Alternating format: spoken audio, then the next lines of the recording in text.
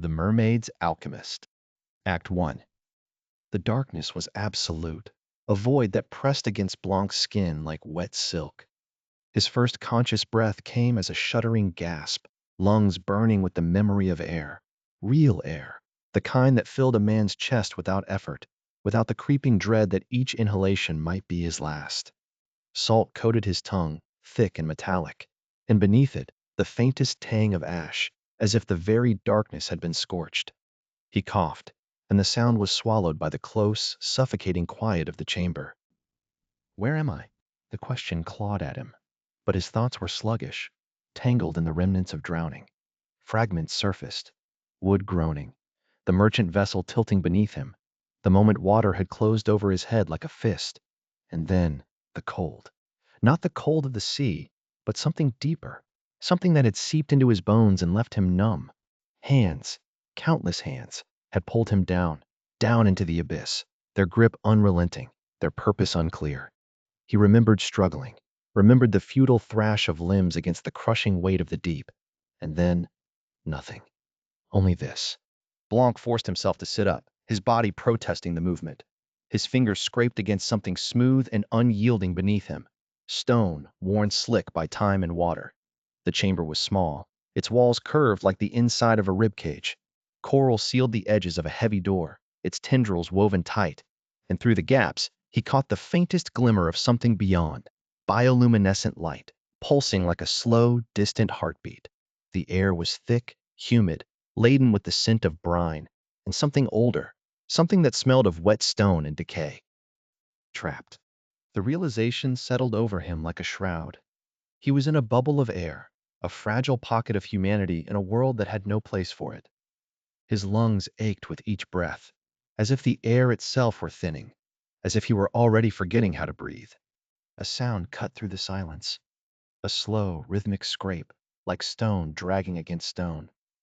Blanc froze, his pulse hammering in his throat. The door groaned, coral shifting, and then light spilled into the chamber. Not the pale glow of the bioluminescence, but something sharper, something that burned. Fire. A figure filled the doorway, vast and ancient, her body coiling into the chamber with the slow, deliberate grace of a serpent. Meridian. The name came to him unbidden, whispered in the dark by something deeper than memory. Her skin shifted in the firelight, silver one moment, bruised purple the next, as if the very act of existing in this place were a strain. Her eyes were wet stone, dark and depthless, and they fixed on him with an intensity that made his breath catch. Blanc scrambled back until his spine pressed against the curved wall. The movement sent a jolt of pain through his ribs, but he barely noticed. All his focus was on the creature before him, on the way her presence seemed to swallow the air from the chamber. She was not beautiful in the way sailors dreamed of mermaids. Her beauty, if it could be called that, was the beauty of a blade, sharp and unyielding. She was power given form, and she knew it. "You are awake," she said, her voice a low rumble, like the groan of shifting tectonic plates. It vibrated through the stone beneath Blanc, through his bones, through the marrow of him. "Good. We have work to do." Work. The word was a slap, a reminder that he was not a man here, not a person. He was a tool, a drowning man given purpose. Blanc's gaze flicked past her, to the chamber beyond.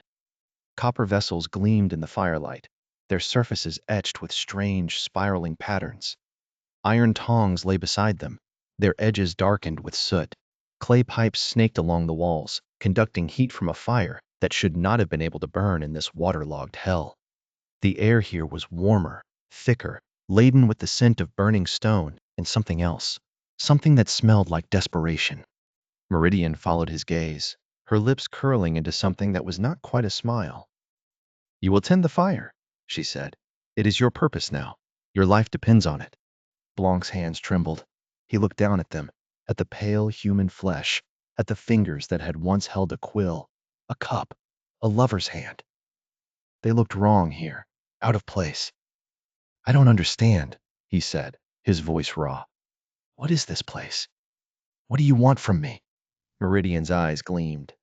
"This is where you will learn the cost of survival in the deep," she said. "This is where you will learn that fire is not a gift, but a curse, and you will tend it, or you will die." The words settled over him like a verdict. He was trapped.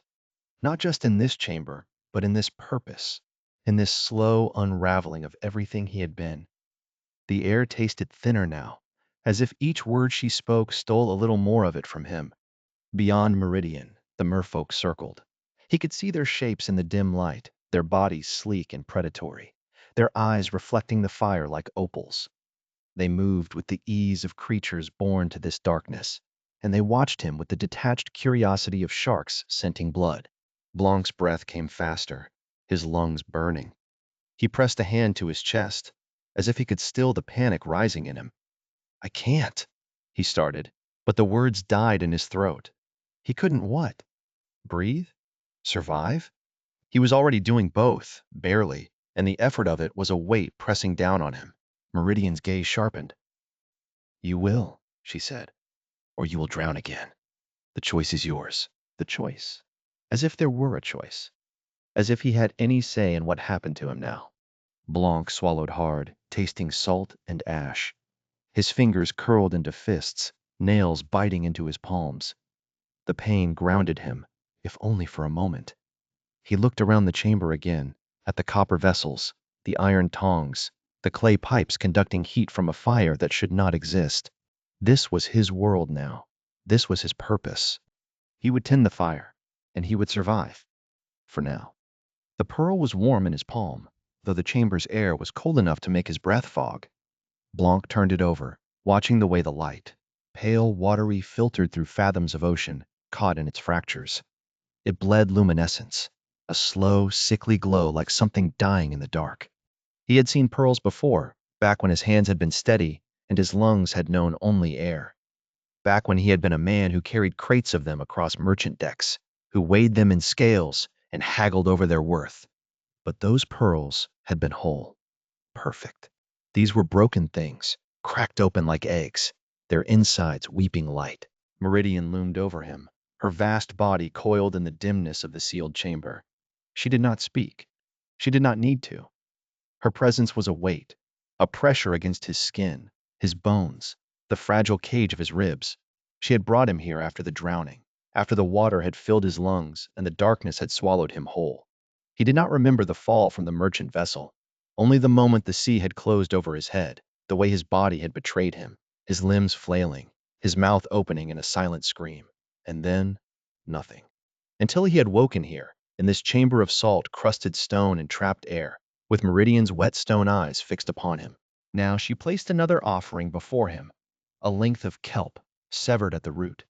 Its edges were ragged, still trembling with the violence of its harvest.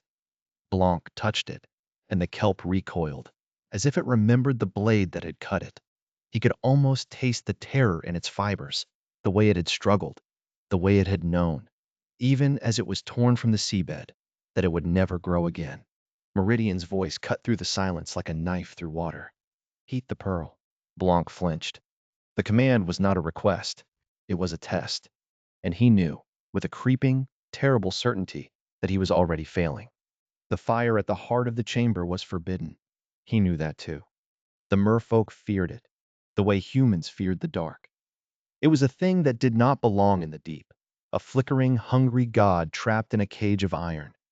Blanc had been given charge of it because he was the only one who could tend it, the only one who could survive in this thin, trapped air long enough to feed its hunger. The merfolk had not saved him out of mercy. They had saved him because he was useful, because he could keep the fire alive. He reached for the copper vessel, his hands trembling. The pearl clinked against the metal, a sound too loud in the suffocating quiet. The fire hissed as he lowered the vessel into its heart, and the heat licked at his skin, a reminder of the world above, of sunlight and open air, and the weight of bread in his hands. He had not realized how much he missed it until this moment, until the fire's warmth made his chest ache with the memory of something he could never have again. Meridian watched him, her eyes unblinking. You understand what I want? Blanc swallowed. His throat was raw from the thin air, from the salt that coated everything in this place. A broth, he said, his voice hoarse. Something that reveals desire. Meridian's lips curled. Not quite a smile. Not just reveals. Strips away, like skin from bone. The words settled into him, heavy and cold. He thought of the pearl, cracked and bleeding. He thought of the kelp, severed and trembling. He thought of the third thing Meridian had brought him, a vial of blood, drawn slowly from some deep sea creature, its terror preserved in every drop. This is not creation, Meridian said, her voice a slow, deliberate current. This is extraction. You are not making something new. You are taking something that already exists and forcing it to reveal what it hides. Blanc's fingers tightened around the copper vessel. He understood then. This was not alchemy. This was violence. This was a weapon. And he was the one being forced to forge it. The fire crackled, hungry. The pearl in the vessel began to glow, its luminescence intensifying, pulsing like a heartbeat. Blanc added the kelp, then the blood, and the mixture hissed and spat as if it were alive. The scent filled the chamber, salt and iron and something darker, something that made his stomach twist. It smelled like fear, like drowning. Meridian leaned closer, her breath stirring the thin air. The pearl consommé will show my enemies what they desire most, and then it will take that desire from them, leaving them hollow, broken, easy to control. Blanc's hand stilled. The broth in the vessel was darkening, turning the color of old bruises. He thought of the merchant vessel, of the moment the water had closed over his head. He thought of the way his body had betrayed him, the way his lungs had screamed for air that would never come. He thought of the way Meridian had watched him drown, her eyes cold and calculating, waiting to see if he would break. And now, she was asking him to do the same to others. You expect me to create something that does not exist, he said, his voice barely above a whisper. Meridian's gaze did not waver. I expect you to try. The weight of the impossible settled onto his shoulders, heavier than the ocean above. He knew, with a certainty that made his bones ache, that he would fail. That no matter how hard he tried, no matter how much of himself he poured into this impossible task, the broth would not do what Meridian demanded. And when it failed, she would replace him. She would pull another drowning human from another wrecked vessel, and she would bring them here, to this chamber, to this fire, and she would command them to do what he could not. The thought made him sick. The broth in the vessel was bubbling now, thick and viscous, the color of storm clouds. Blanc stared into it, and for a moment he thought he saw something moving in its depths, a shape, a face, something that was not there. He blinked, and it was gone. Meridian's voice was a blade in the dark. Do you understand what failure means? Blanc did not answer. He already knew. He reached for the ladle, his hand steady now, his fear sharpened into something else, something cold and focused. He would try. He would fail. But he would not break. Not yet. The broth hissed as he stirred it, the scent of salt and terror rising from its surface. And in the firelight, his face was a mask of desperate determination, his eyes reflecting the glow of the cracked pearl, the pulse of the forbidden flame. He was already drowning. But he would not go quietly. The fire guttered in its iron cradle, casting long shadows across the curved stone walls of the chamber. Blanc's hands trembled as he reached for the cracked pearl, its surface weeping a thin, luminous milk. The tongs slipped in his grip, and the pearl clattered against the copper pot, rolling to a stop in the ashes. He exhaled, a ragged sound that tasted of salt and exhaustion. Another failure. Another blackened broth. Another reason for Meridian to coil her vast body tighter around the chamber's entrance, her wet stone eyes gleaming in the dim light. He could feel her watching. Always watching. The air in the chamber was thick, stale, the kind of air that had been breathed too many times. It clung to the back of his throat like damp wool, and each inhalation felt like a struggle. His lungs ached, not with the sharp pain of drowning, but with the slow, creeping suffocation of a man buried alive. The fire consumed what little oxygen remained, and with each breath he felt himself growing weaker, his thoughts slower, his body heavier. The merfolk had known this would happen. They had sealed him in here knowing the air would thin, knowing his body would fail. They had given him just enough to keep him alive, barely, and no more. His fingers brushed the edge of the copper pot, and he flinched. The metal was still hot, still radiating the memory of the fire's hunger. The broth inside was black, the pearl's luminescence snuffed out like a candle in a storm. He had followed the steps exactly. heated the pearl until it wept, added the kelp, the blood, the pinch of salt. But something was missing. Something he couldn't name. Something Meridian refused to tell him. A hallucination flickered at the edge of his vision. The weight of bread in his hands, warm and dense, the crust crackling under his fingers. He could almost smell it, yeast and wood smoke, and the faint tang of the oven's heat. His stomach twisted, not with hunger, but with memory. He hadn't thought of bread in months, hadn't thought of anything but the broth, the pearls, the endless cycle of failure. But now, as the air in the chamber grew thinner, as his body weakened, the memories came unbidden. His mother's voice calling him to supper, the creak of the merchant vessel's deck beneath his boots, the way sunlight had felt on his skin, warm and golden and alive. He squeezed his eyes shut, but the visions didn't fade. They never did anymore. The fire popped, sending up a shower of sparks, and Blanc's eyes snapped open. The chamber was too quiet. The kind of quiet that pressed against his ears, that made his pulse roar in his throat. He could hear his own breathing, shallow and uneven, and beneath it, the slow, rhythmic sound of Meridian's coils shifting against the stone. She was still there, still watching, still waiting. For what? He didn't know. But he could feel it, the weight of her expectation, the certainty in her gaze. She wasn't angry about the failures. She wasn't impatient. She was waiting for something, waiting for him to break in a way that wasn't madness, wasn't surrender, but something else, something worse, yearning. The word slithered into his mind, unbidden. He recoiled from it, but it clung to him like the brine that coated his skin. Yearning, not for escape, not for freedom, but for something deeper, something that would make him pour himself into the work completely, something that would make him bleed his memories, his humanity, into the broth like an ingredient. He swallowed, his throat dry. The air in the chamber tasted of ash and salt, of failure and slow decay. His hands shook as he reached for the next pearl, its surface smooth and unbroken. He had to try again. He had to get it right. If he didn't, what? Meridian would replace him? Let him die? Or worse, keep him alive, trapped in this chamber, breathing the same thin air, failing again and again until his mind shattered completely? The pearl slipped from his fingers, rolling across the stone floor. He didn't bother to pick it up. His vision blurred, the edges of the chamber softening, melting into the darkness. The firelight flickered, casting long, wavering shadows that seemed to move on their own. He could hear his mother's voice again, clearer this time, calling his name. Blanc. Blanc, come inside. Supper's getting cold.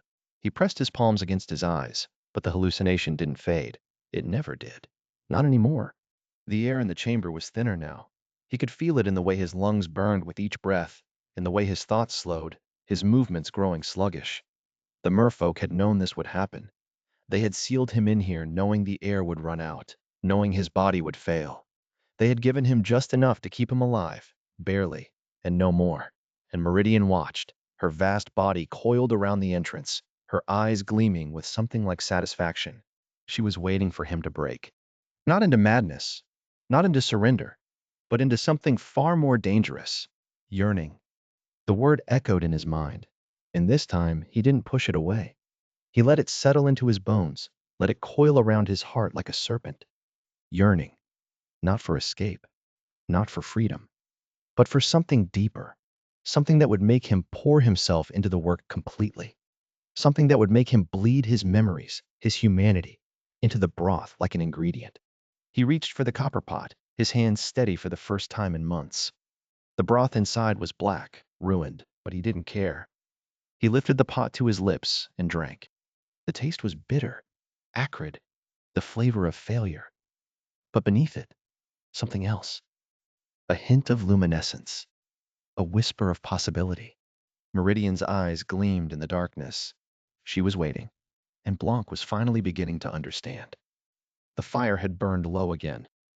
Blanc knelt in the ashen circle of its light, his fingers trembling as he fed another cracked pearl into the flames. The chamber smelled of salt and failure, of sweat and desperation, and the slow rot of human flesh in water too deep for healing. He had lost count of how many nights he had done this, heated the pearls until they wept their milky essence, stirred in the kelp and blood, watched the broth blacken like a curse. The last attempt had curdled before his eyes. The pearl had split wrong, its luminescence bleeding out in jagged veins, and the broth had turned to something thick and clotting, like the contents of a drowned man's lungs. He had vomited afterward, his stomach heaving up the raw fish and kelp Nerita had brought him, though whether it was the failure or the memory of her that made him sick, he couldn't say. Nerita. He thought of her now, as he often did in the stretches between Meridian's visits. Her sleek form moving through the water like a shadow given purpose. The way her opal eyes caught the firelight, shifting from green to gold to something darker, something that made his chest ache. She came when Meridian slept, slipping into the chamber with the quiet of a secret. She brought him food. She watched him work. And she listened. Blanc exhaled, his breath fogging in the cold air. The fire hissed as he added another piece of driftwood, stolen from the wreckage of some long-forgotten ship, its edges softened by time and tide. The flames licked at the wood, hungry and bright, and for a moment he let himself imagine they were something else, a hearth, a home, a place where the air didn't taste like salt and sorrow, a place where Nerita might stay. The thought was dangerous. He knew that. But the loneliness was worse. He had told her things he'd never told anyone, not even himself, not really. About the bakery in the village square, the way the morning light slanted through the windows and turned the flour to gold. About his sister's laughter, bright and sharp as broken glass. About the weight of his father's hand on his shoulder when he'd been chosen to apprentice to the shipwrights. The pride in the old man's voice when he'd said, "You'll see the world, boy. You'll bring us stories." Blanc had brought them stories, all right. Stories of drowning, of fire that wouldn't stay lit, of a mermaid queen who demanded the impossible, and a scholar who listened when no one else would. The fire popped, sending up a shower of sparks. He flinched, his skin prickling with the memory of burns. The chamber was too small, too close. The air was thick with the weight of his failures, pressing down on him like the ocean above. And yet, when Nerita came, the weight eased. Just a little. He didn't hear her approach. He never did. One moment, he was alone with the fire and the stink of his own despair. The next, she was there, her tail coiled beneath her, her opal eyes reflecting the flames. "You're late?" he said, and hated the way his voice cracked. She didn't smile. Merfolk didn't, not really. But the corners of her mouth twitched, just slightly. Meridian held counsel longer than usual. Blanc's stomach twisted. "About me?" "About the broth." She hesitated. "She's concerned." Concerned. That was one word for it. Meridian's concern had teeth. It had claws. It had left scars on his wrists the last time the broth had failed. Nerita shifted, her tail flicking against the stone. She held out a bundle wrapped in kelp. "I brought you something." He took it, his fingers brushing hers. Her skin was cool, smooth as river stones. "More fish?" "And something else." She nodded at the bundle. "Open it." He unwrapped the kelp. Inside, nestled beside the raw fish, was a handful of something dark and glistening. He frowned. "What is it?" "Sea grapes." She plucked one from the bundle and held it up. It looked like a tiny translucent pearl, its surface shimmering with an iridescent sheen. "They grow in the shallows." "Taste one." He hesitated. The last time he'd eaten something unfamiliar, it had made his stomach rebel for days. But Nerita was watching him, her eyes bright with something like hope. He took the grape, popped it into his mouth. The taste exploded across his tongue. Sweet, salty, bursting with the essence of the sea. It was like swallowing sunlight. He groaned, his eyes fluttering shut. Gods above. When he opened his eyes, Nerita was smiling. Not a full smile, merfolk didn't do that, but the expression transformed her face, softened the sharp angles of her cheekbones, made her look almost human. Blanc's chest tightened. "You like them," she said. "They're—" He searched for the right word. "Alive." She laughed, a sound like water over stones. "They are alive. That's the point." He stared at her. "You brought me something alive." She sobered. "Yes." Something unspoken passed between them. The fire crackled, the sound too loud in the silence. Blanc cleared his throat. "Why?" Nerita's tail flicked, restless. "Because you're dying." The words hung in the air, heavy and undeniable. He knew it was true. His body was betraying him, his skin growing thinner, his bones aching with a cold that had nothing to do with the temperature of the water. The air in the chamber was growing thinner too, each breath a little harder to take. I know, he said quietly. She leaned forward, her opal eyes catching the firelight. There are other ways, Blanc. Ways that don't require this. She gestured to the blackened broth, the cracked pearls, the evidence of his failures. His pulse quickened. What ways? She hesitated. Old magics. Magics that don't cut, that don't break. The word sent a shiver down his spine. Meridian's magics break things. Yes. Nerita's voice was bitter. She breaks them to understand them. But it wasn't always like that. Blanc thought of the first pearl Meridian had brought him, the way it had cracked in his hands, its luminescence bleeding out like tears, the way she had watched him, her wet stone eyes unreadable, as he tried to coax the magic from it. Tell me, he said. Nerita's tail coiled tighter. The old magics, they flow. Like water. Like breath. They don't demand suffering. They don't demand dominion. Dominion. The word tasted like ash in his mouth. Meridian's rule was built on dominion, on the breaking of things, the extraction of power, on the belief that understanding required violence. Why are you telling me this? He asked. She was quiet for a long moment. The fire popped, sending up another shower of sparks. Finally, she said, because I'm lonely too. The admission hung between them, fragile and dangerous. Blanc's breath caught. He thought of the nights he'd spent in this chamber, the way the darkness had pressed in on him, the way the silence had felt like a living thing. He thought of the way Nerita's voice cut through that silence, sharp and bright as a blade. You don't have to be, he said softly. She looked at him, her opal eyes wide. Blanc, I know what this is. He gestured between them. I know it's dangerous, but I don't care. Nerita's tail flicked, agitated. You should care. Meridian!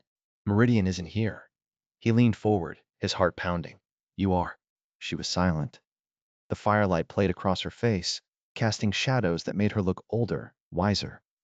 Finally, she said, You don't understand what you're asking. Then make me understand. She hesitated. Then, slowly, she reached out and took his hand. Her fingers were cool, her grip firm. The old magics, they require connection. Not extraction, not breaking, connection. Blanc's breath hitched. And you think we have that? Nerita's thumb traced a slow circle over his knuckles. I think we could. The fire burned low, the flames guttering in the draft from the chamber's entrance. Blanc didn't move. He didn't breathe. He just sat there, his hand in hers, his heart pounding so loudly he was sure she could hear it. What do we do? He whispered. She squeezed his hand. We start with trust. Trust. The words settled into his bones, warm and heavy. He thought of all the ways he had failed, of all the times he had been broken, of the way Meridian's rule had carved him hollow, and then he thought of Nerita's voice, soft and sure in the darkness, of the way her eyes caught the firelight, of the sea grapes, sweet and alive on his tongue. Okay, he said. Nerita smiled. And this time, it was a real smile. Small, hesitant, but real. Outside the chamber, the deep waited. But inside, for the first time in months, Blanc didn't feel alone. The fire guttered low, its light barely reaching the edges of the chamber where the shadows pooled like ink. Blanc sat with his back against the coral wall, the rough texture pressing through his tattered shirt, grounding him in the present. The air was thick with the scent of brine and burning stone, the familiar stench of his captivity. But tonight, something was different. Tonight, he was not alone. Nerita moved through the darkness with the ease of one born to it, her opalescent eyes catching the firelight like distant stars. She carried a bundle wrapped in kelp, and the moment she entered, the chamber seemed to exhale. Blanc's chest tightened. He had come to recognize the rhythm of her visits, the way the water outside his sealed door shifted when she approached, the way the air itself seemed to hum with anticipation. You're late, he said, his voice rough from disuse. It wasn't an accusation, just an observation. Nerita unwrapped the bundle, revealing a piece of raw fish, glistening under the fire's weak glow. Meridian held counsel. she said, her voice low. She suspects something. Blanc's fingers curled into the sand beneath him. Of course she did. Meridian suspected everything.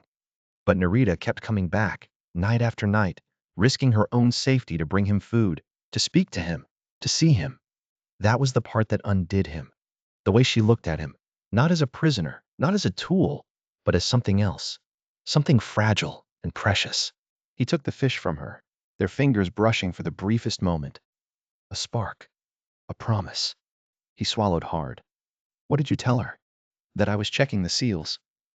She settled beside him, close enough that he could feel the cold radiating from her skin, close enough that he could smell the salt water in her hair. She didn't believe me. Blanc tore a piece of the fish with his teeth, the taste of the sea flooding his mouth. It was always like this, raw, uncooked, the flesh still trembling with the memory of life. He hated it, but he ate it anyway, because it was all he had. Then why come back? Nerita was silent for a long moment.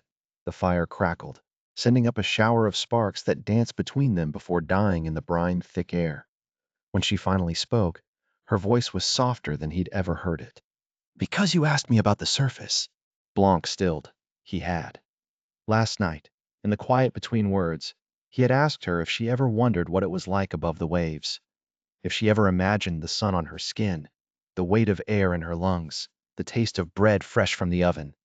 He had asked, and she had listened. Now she turned to him, her opal eyes reflecting the firelight like shattered glass.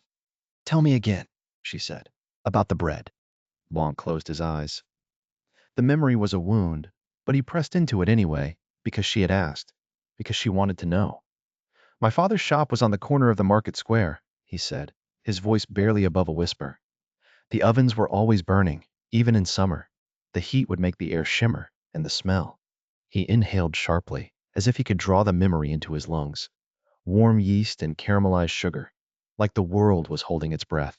Nerita was silent, but he could feel her listening, could feel the weight of her attention like a physical touch. My sister and I would sneak in before dawn, he continued. She'd steal the crust from the cooling racks, and I'd burn my fingers trying to pull the loaves out too soon. We'd eat them in the alley behind the shop, laughing because we were supposed to be helping, not stealing.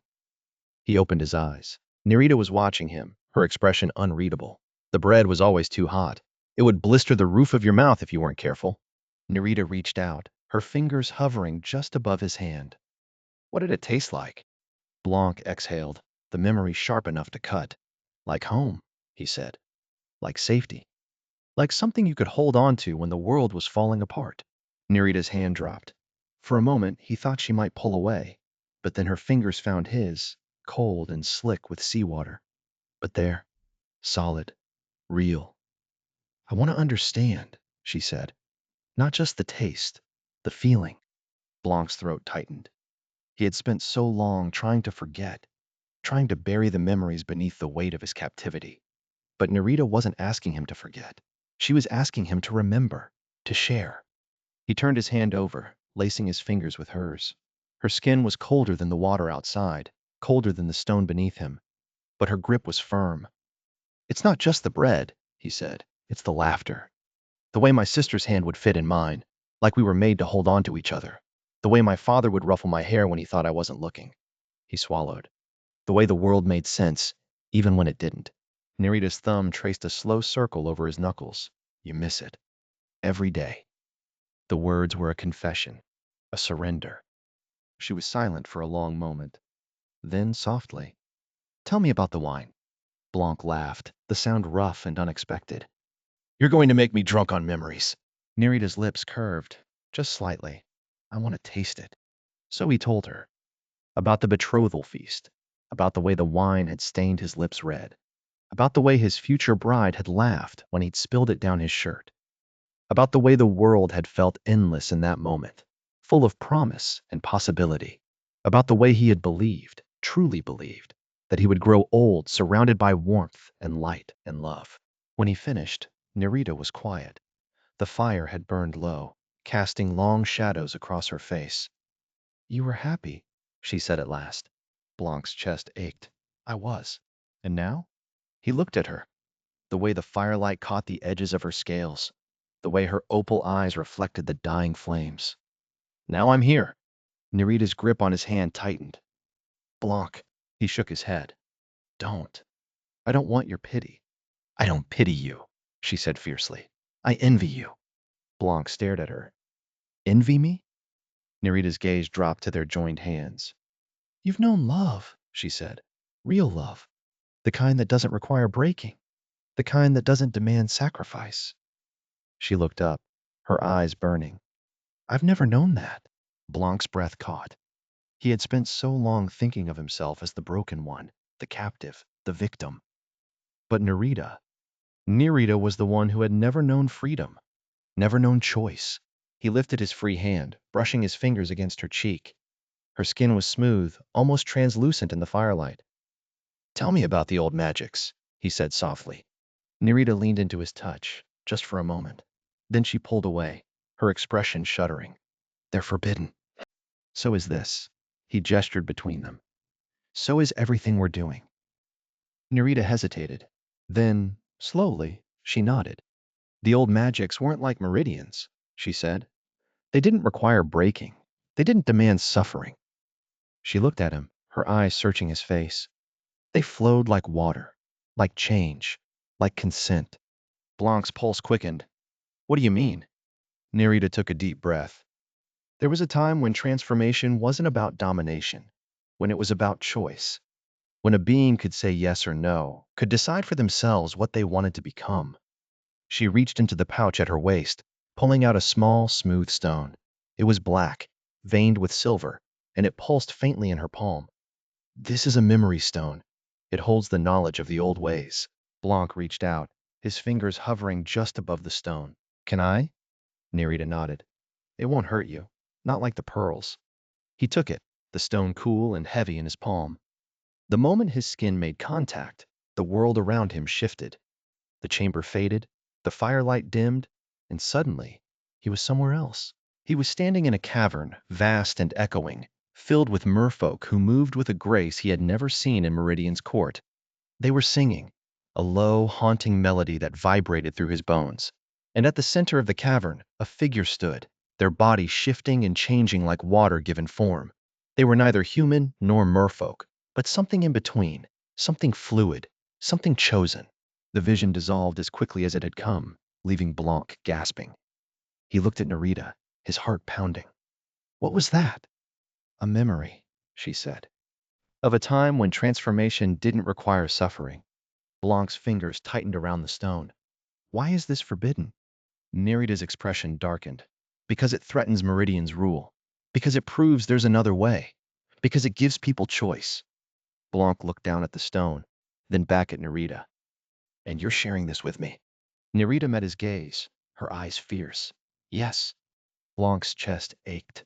He had spent so long believing that his only path to freedom was through the broth, through the breaking of pearls, through the slow destruction of himself. But Nerita was offering him something else, something that didn't require him to become less than he was. He set the stone down between them, his hand trembling. What do I do with this? Nerita's fingers brushed against his again. You decide, she said. That's the point. You choose. Blanc looked at her. The way the firelight caught the edges of her scales, the way her opal eyes burned with something he dared not name. He had spent so long thinking of himself as broken. But maybe, just maybe, he wasn't.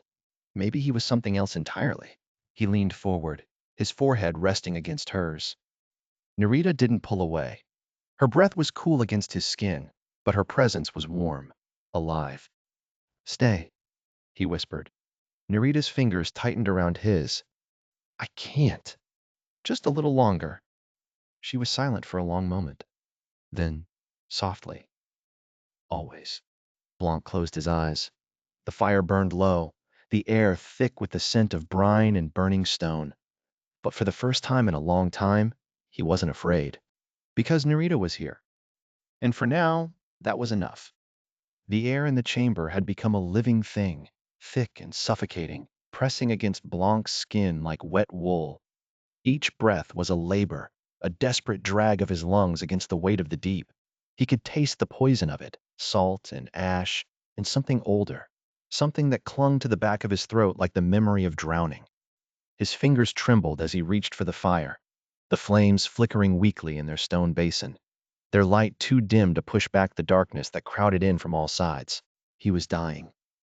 The realization settled over him like a shroud, not with the sudden terror of a blade at his throat, but with the slow, creeping certainty of the tide. His body had been failing for months, his lungs burning with every breath, his vision blurring at the edges, his hands shaking so violently he could barely hold the cracked pearls Meridian brought him. But now, in the grip of fever, the truth of it was undeniable. The air in the chamber was thinning, poisoned by his own exhalations, by the slow decay of his body. Soon, it would kill him, and Meridian had known. The thought slithered through his mind like an eel through dark water. She had known from the beginning. The sealed chamber, the fire, the pearls, the kelp. It had never been about creating a weapon. Not really. It had been about breaking him, about waiting for him to reach this exact moment, when his body was too weak to resist, when his mind was too fractured to hold on to anything but the most desperate, most primal need to survive. The firelight wavered, casting long, shifting shadows across the stone walls. Blanc's vision swam, the edges of the chamber blurring into darkness. For a moment, he was no longer in the deep. He was standing in his father's bakery, the scent of fresh bread thick in the air, the warmth of the oven pressing against his skin. His sister's hand was in his, her fingers calloused from kneading dough, her laughter bright and unguarded. He could almost taste the crust, golden and flaking beneath his teeth, could almost feel the weight of the loaf in his hands, still warm from the oven. Then the memory shattered, and he was back in the chamber, gasping, his lungs burning. No, the word was a whisper, a plea. He didn't want to remember. Not now. Not when the memories were all he had left, and even those were slipping through his fingers like sand. But the fever would not be denied. It dragged him under again, and this time he was at his betrothal feast, the table laden with food, the wine sweet and heady in his mouth. Laughter surrounded him, genuine, unguarded laughter, the kind that didn't exist in the deep, the kind that made his chest ache with longing. He had forgotten what it felt like to laugh like that. The memory dissolved, and he was back in the chamber, his body racked with shivers. The fire had burned low, the flames guttering weakly. He reached for another piece of kelp, his fingers clumsy, uncooperative. The broth bubbled in its pot, the scent of it thick and cloying, like the air itself. He had been trying to perfect it for months, adding cracked pearls, fish blood, kelp severed at the root. But nothing worked. The broth always turned black, or thickened into sludge, or simply refused to take on the luminescence Meridian demanded. And now he understood why. It wasn't the ingredients. It wasn't the technique. It was him. The realization crashed over him like a wave, dragging him under. Meridian hadn't been waiting for him to master the broth. She had been waiting for him to break, to reach the point where he would pour everything he was, his memories, his humanity, his very essence, into the work, simply to survive one more day. The broth didn't need better technique. It needed him to bleed. Blanc's hand stilled over the pot. The firelight flickered, casting his shadow against the stone wall, long and distorted. He could feel the weight of the deep pressing down on him, the silence of the chamber suffocating. He had been here for so long, trapped in this sealed space, breathing the same poisoned air, feeding the same fire, stirring the same pot, and all along, Meridian had known. She had known that the only way to create the broth was to break him completely, to force him to sacrifice the last remnants of his humanity. His fingers curled into fists. The firelight reflected in his eyes, bright and desperate. He didn't want to die. The thought was a whisper, a prayer. He didn't want to die in this dark place, surrounded by stone and silence, his body slowly poisoning itself with every breath. He wanted to live. He wanted to see the sun again, to feel its warmth on his skin, to taste fresh bread, to hear his sister's laughter. He wanted to be free. But the chamber would not let him go. The fire guttered again, and for a moment, the darkness was absolute. Blanc's breath came in ragged gasps, his lungs burning. He could feel the fever clawing at him, dragging him under, and he knew he didn't have much time left. The air was too thin, the poison was too thick, his body was failing. And yet, there was still the broth. His hands trembled as he reached for the pot, his fingers brushing against the cracked pearls Meridian had left for him. They were warm to the touch, their luminescence faint but steady, like the last embers of a dying fire. He could feel the weight of them in his palm, the promise of them. The broth didn't need better technique. It needed him to bleed. Blanc closed his eyes. The memories assaulted him again. The scent of bread, the weight of his sister's hand, the taste of wine, the sound of laughter. They were all he had left. They were the last remnants of the life he had lost. And Meridian wanted them. The thought was a blade in his chest. She wanted him to pour them into the broth, to sacrifice them to the work, to transform his yearning into magic. She wanted him to break completely, to give up the last pieces of himself simply to survive. His fingers tightened around the pearls. He didn't want to, but he was dying. The realization settled over him like a death sentence.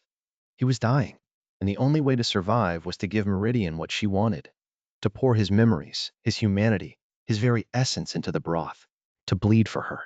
The firelight flickered one last time, then died, plunging the chamber into darkness. Blanc's breath came in shallow gasps, his lungs burning. The silence pressed in around him, thick and suffocating. He could feel the weight of the deep, the weight of the chamber, the weight of his own failing body. And then, like a whisper in the dark, he heard it. The broth, bubbling softly in its pot. Waiting. Act 2. The fire hissed against the copper pot, its breath ragged and uneven. Blanc's fingers trembled as he fed another sliver of kelp into the broth, watching the green-black strands curl and dissolve like old parchment in acid. The chamber smelled of salt and burning stone, of sweat and something older, something like regret. His lungs ached with the memory of air, of wind, of the way sunlight had once pressed against his skin like a lover's palm. He had been trying to forget. For months, he had stirred and failed, each attempt blackening the broth, cracking the pearls wrong, filling the chamber with the acrid stink of ruin. But tonight, something was different. Tonight, the fire did not resist him. Tonight, the pearls did not shatter. Tonight, he remembered. Blanc closed his eyes. The weight of sunlight on his face. How had he forgotten that?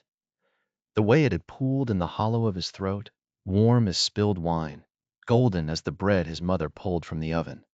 He could almost taste it, the crust crackling between his teeth, the softness of the loaf yielding to his fingers. His mouth watered, his chest tightened. He reached into the broth and pulled out a single cracked pearl, its surface weeping luminescence. The firelight caught the liquid inside, turning it to molten silver. He held it over the pot, hesitated, then let it fall. The memory came unbidden, his sister's hand in his, small and sticky with honey. She had been laughing, her voice bright as a bell, tugging him toward the market stalls. "Come on, Blanc, the puppeteer's starting!" He had gone, of course. He had always gone, even when he didn't want to, even when he was tired, even when he was angry. The broth shivered. The surface rippled, then stilled. Blanc exhaled. His breath fogged the air, then vanished. He had been trying to forget because forgetting was easier than remembering. Forgetting was survival. But Meridian had not brought him here to survive. She had brought him here to break, and breaking required remembering. He stirred. The kelp dissolved. The blood swirled. The pearls bled their light into the liquid, turning it from murky brown to something brighter, something clearer. Blanc's reflection wavered in the surface, distorted by heat and steam. He leaned closer. His face was thinner than he remembered. His eyes were hollow. He reached for another memory.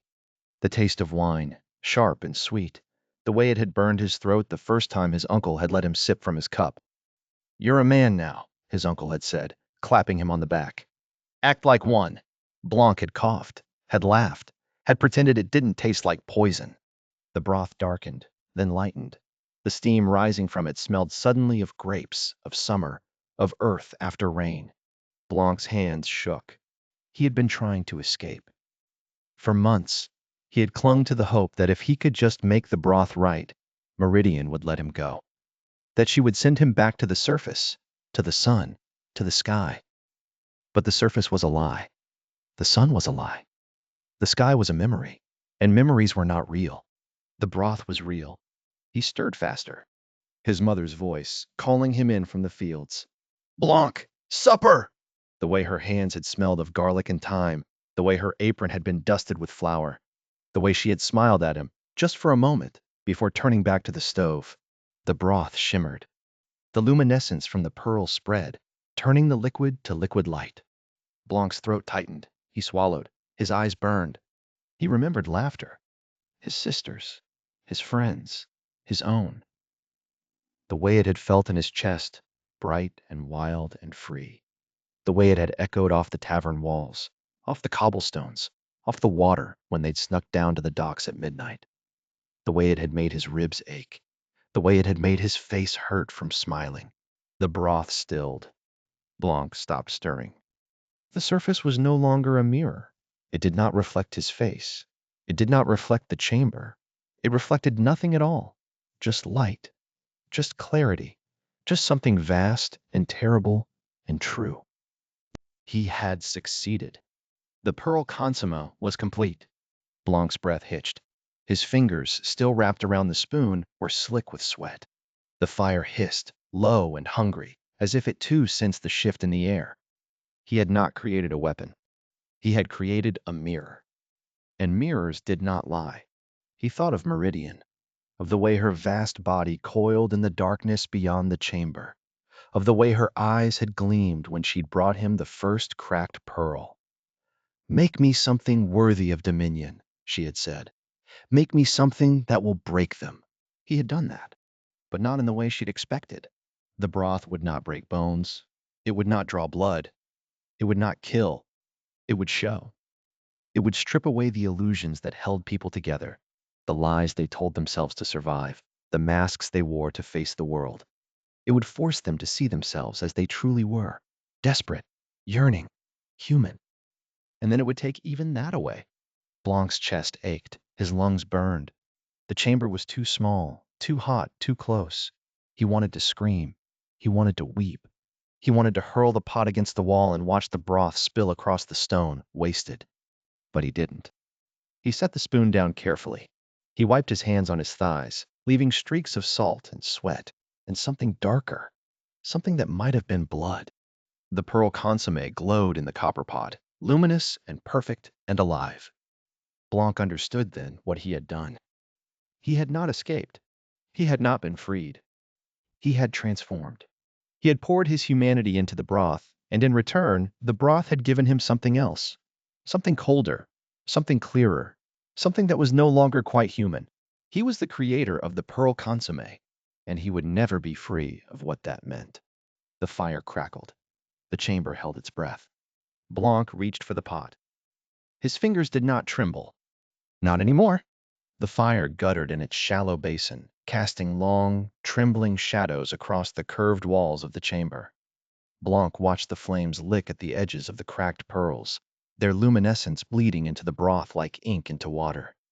The air smelled of salt and something older, something like regret, thick and cloying. He had stirred the mixture for hours, his fingers numb from the heat, his lungs burning from the thin, recycled air. The kelp had dissolved into strands of emerald, the fish blood into swirls of rust. And now the broth glowed, a pale, sickly gold, like the last light of a dying sun. Meridian filled the entrance of the chamber, her vast body blocking out the faint bioluminescence of the passage beyond. The firelight caught the edges of her scales, turning them to molten bronze. But her eyes were wet stone, ancient and unreadable. She did not speak.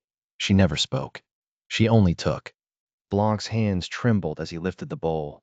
The broth sloshed against the sides, its surface rippling with the memory of his stirring. He had not meant for this. Not really.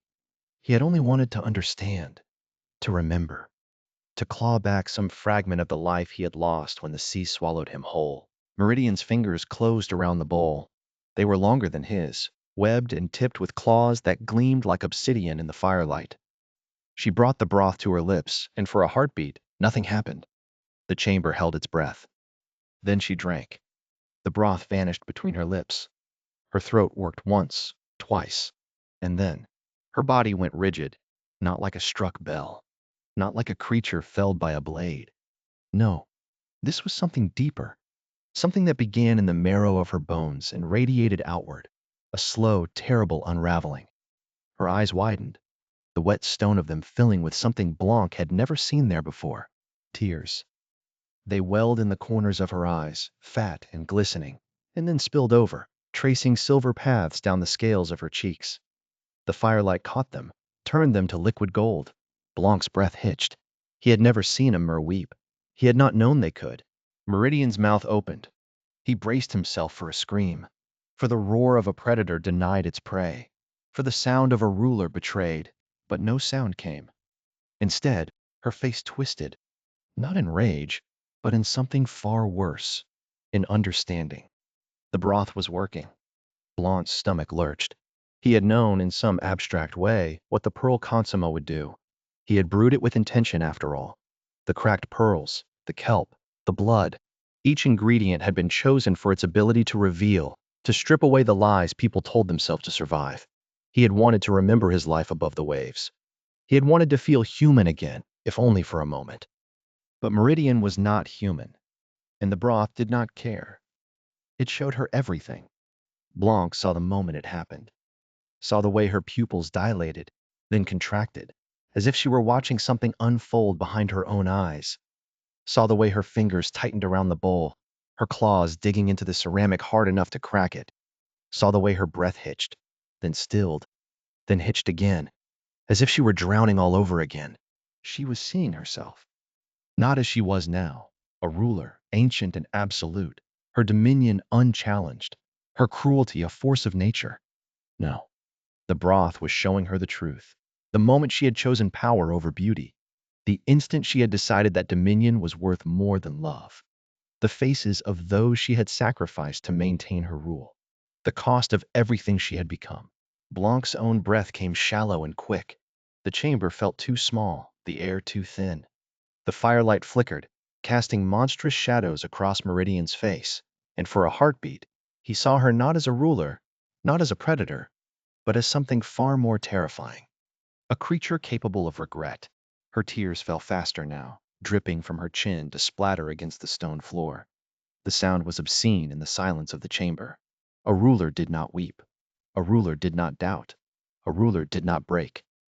But Meridian was breaking. Blanc watched, paralyzed, as the certainty that had held her together for centuries began to crumble. It was not a violent collapse. It was not the shattering of glass or the toppling of stone. It was slower than that, quieter, like the erosion of a cliffside, grain by grain, until the whole structure gave way. She understood. And in understanding, she was undone. Blanc's fingers curled into fists at his sides. He had not meant for this. He had not meant to break her. He had only wanted to remember, to feel something other than the hollow ache of his own transformation, to claw back some fragment of the man he had been before the sea took him. But the broth did not care about his intentions. It only showed the truth. Meridian's knees buckled. She caught herself against the wall of the chamber, her claws scraping against the stone, leaving deep, jagged furrows in their wake. The sound set Blanc's teeth on edge. She was not screaming. She was not fighting. She was simply coming apart. And then, at last, she spoke. Her voice was a rasp, a thing of salt and sorrow, a sound Blanc had never heard from her before. It was not the voice of a ruler. It was the voice of something wounded, something human. You have poisoned me. Blanc flinched. Not with death, he wanted to say. Not with violence. But the words died in his throat. Because she was right. He had poisoned her. Not with venom, not with blade, but with knowledge. With the unbearable weight of self-awareness. With the forced confrontation of everything she had spent centuries avoiding. And knowledge, he realized with dawning horror, was far more terrible than any weapon. Meridian's eyes locked onto his. They were no longer wet stone. They were something else now. Something raw and bleeding. Something that saw him not as a tool, not as a prisoner, but as a mirror. You have made me human, she whispered. The words hung between them, heavy with implication. Blanc's chest tightened. He had not thought of it that way. But she was right. The broth had not just shown her the truth. It had made her capable of suffering it. It had made her human enough to regret, to doubt, to break. And in doing so, it had destroyed the fiction that had held her together. The fire guttered again, the flames dwindling to embers. The broth in the cracked bowl had gone cold. The chamber was silent, save for the sound of Meridian's ragged breathing, the slow drip of her tears against the stone. Blanc watched as the ancient ruler's certainty crumbled, as the dominion she had built on cruelty and extraction began to unravel. He understood, with a sickening clarity, that he had not created a weapon. He had created a revolution. And it had already begun. The fire had burned low again, its embers pulsing like a dying heart against the chamber's curved walls. Blanc knelt before it, his fingers trembling, not from the cold, but from the memory of Meridian's face when she tasted the broth, the way her vast body had gone rigid, her wet stone eyes filling with something like grief, the way she had wept.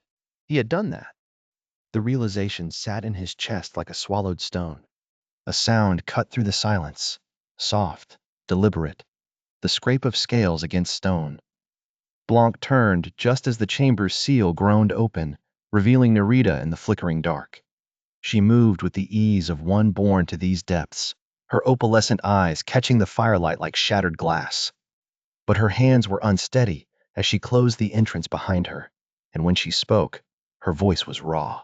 She made me drink it. Blanc's breath caught. The broth. Of course.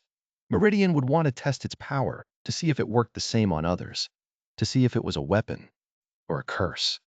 Nerita's fingers twisted together, her claws glinting. I saw. She stopped, swallowed. I saw your desire, Blanc. The words hung between them, heavy as the pressure of the deep. Blanc's pulse roared in his ears. He had known, hadn't he? Had felt the truth of it in the way the broth had revealed his own heart to him. But to hear it spoken aloud, Nerita's eyes burned into his. Not for the surface. Not for freedom. For me. The fire popped, sending up a shower of sparks.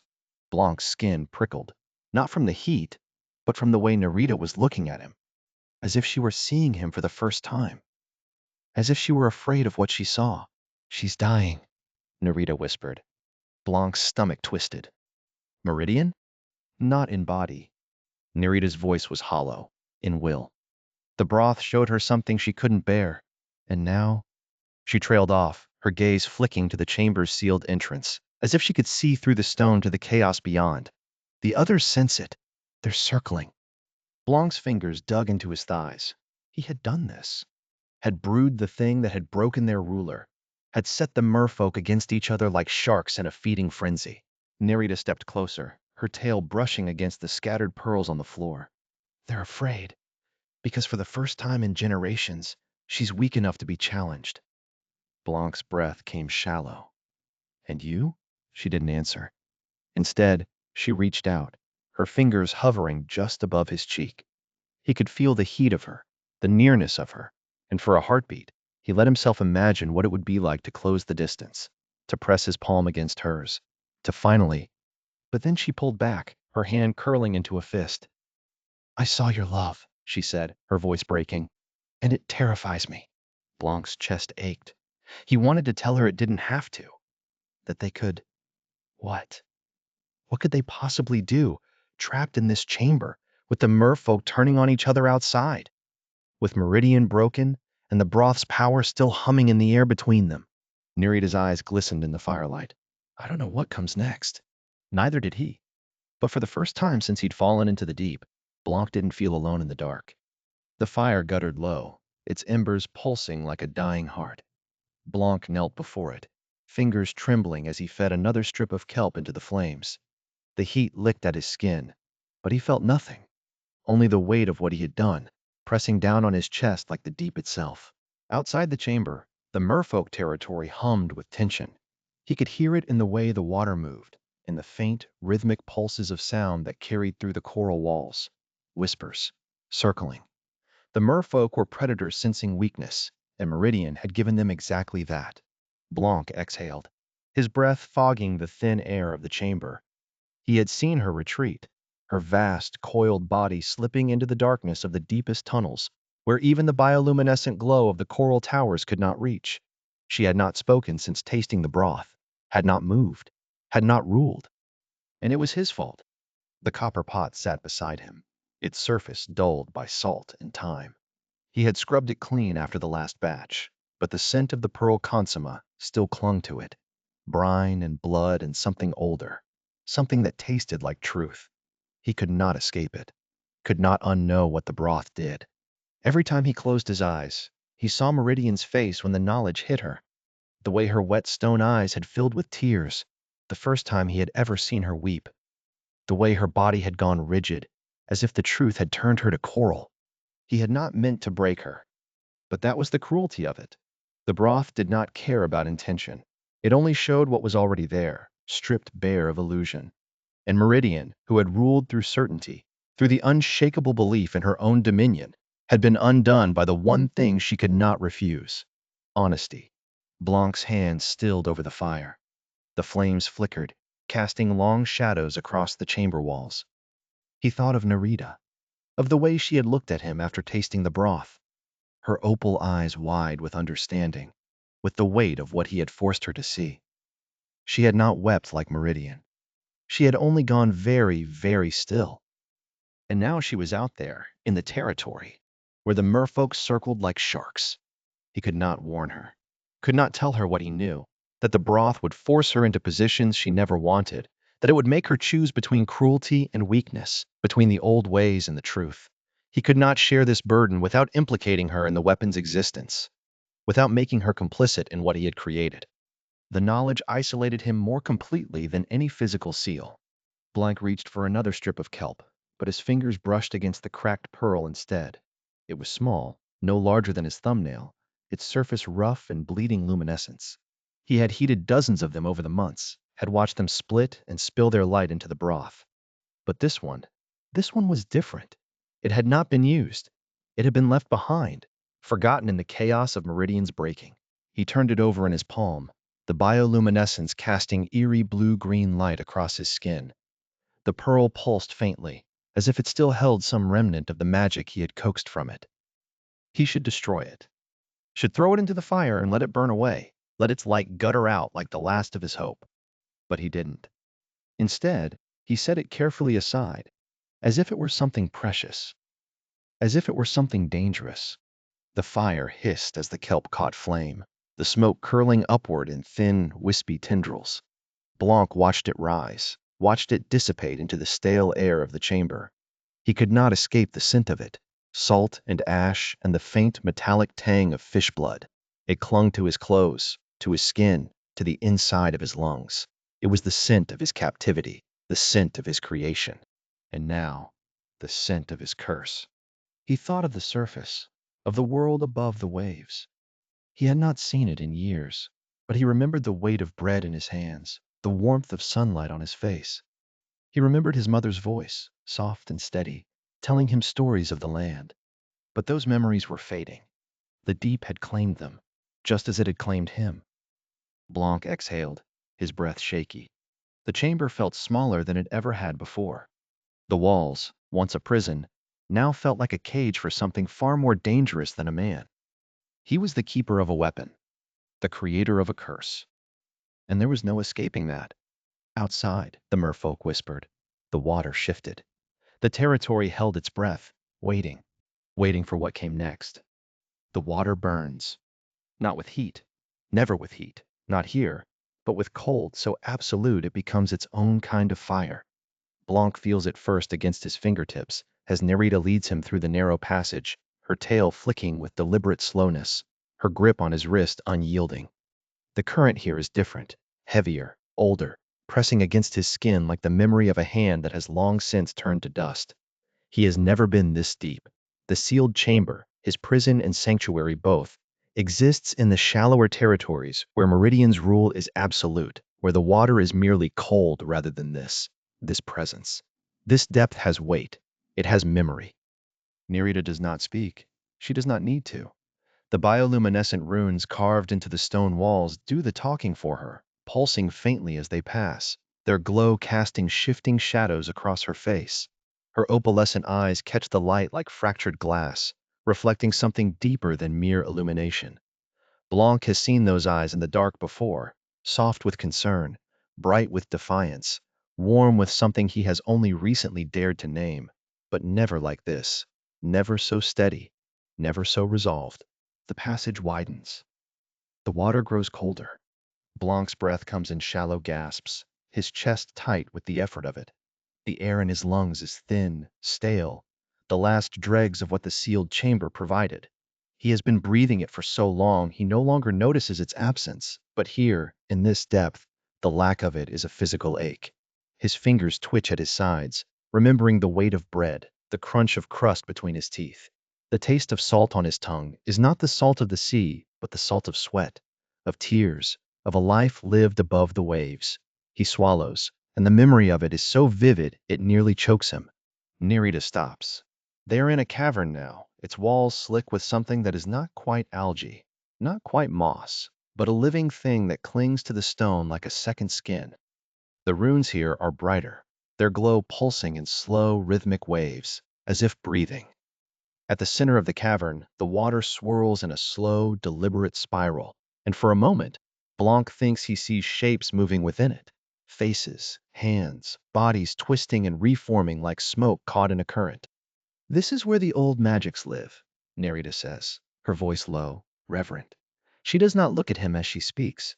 Her gaze is fixed on the swirling water, her fingers tracing the edge of a rune carved into the stone beside her. Not the magics Meridian uses, not the magics that cut and break and take. These? These flow. Blanc exhales, a thin stream of bubbles rising from his lips. The water here is so cold it numbs his skin, but beneath the numbness, there is something else, a warmth, a promise. It coils around his bones, seeping into the marrow, and for the first time in years, he feels something like hope. They can remake you, Nerida continues. She turns to him then, her eyes meeting his in the dim glow of the runes. Your body, your lungs. They can give you back the air you remember. They can give you the surface. The words hit him like a physical blow. The surface, the sun. The weight of it presses down on him, not with the crushing force of the deep, but with the terrible, aching weight of possibility. He has not allowed himself to think of it in so long. The sealed chamber, the broth, the endless cycle of creation and failure. It has been his world, his purpose, his penance.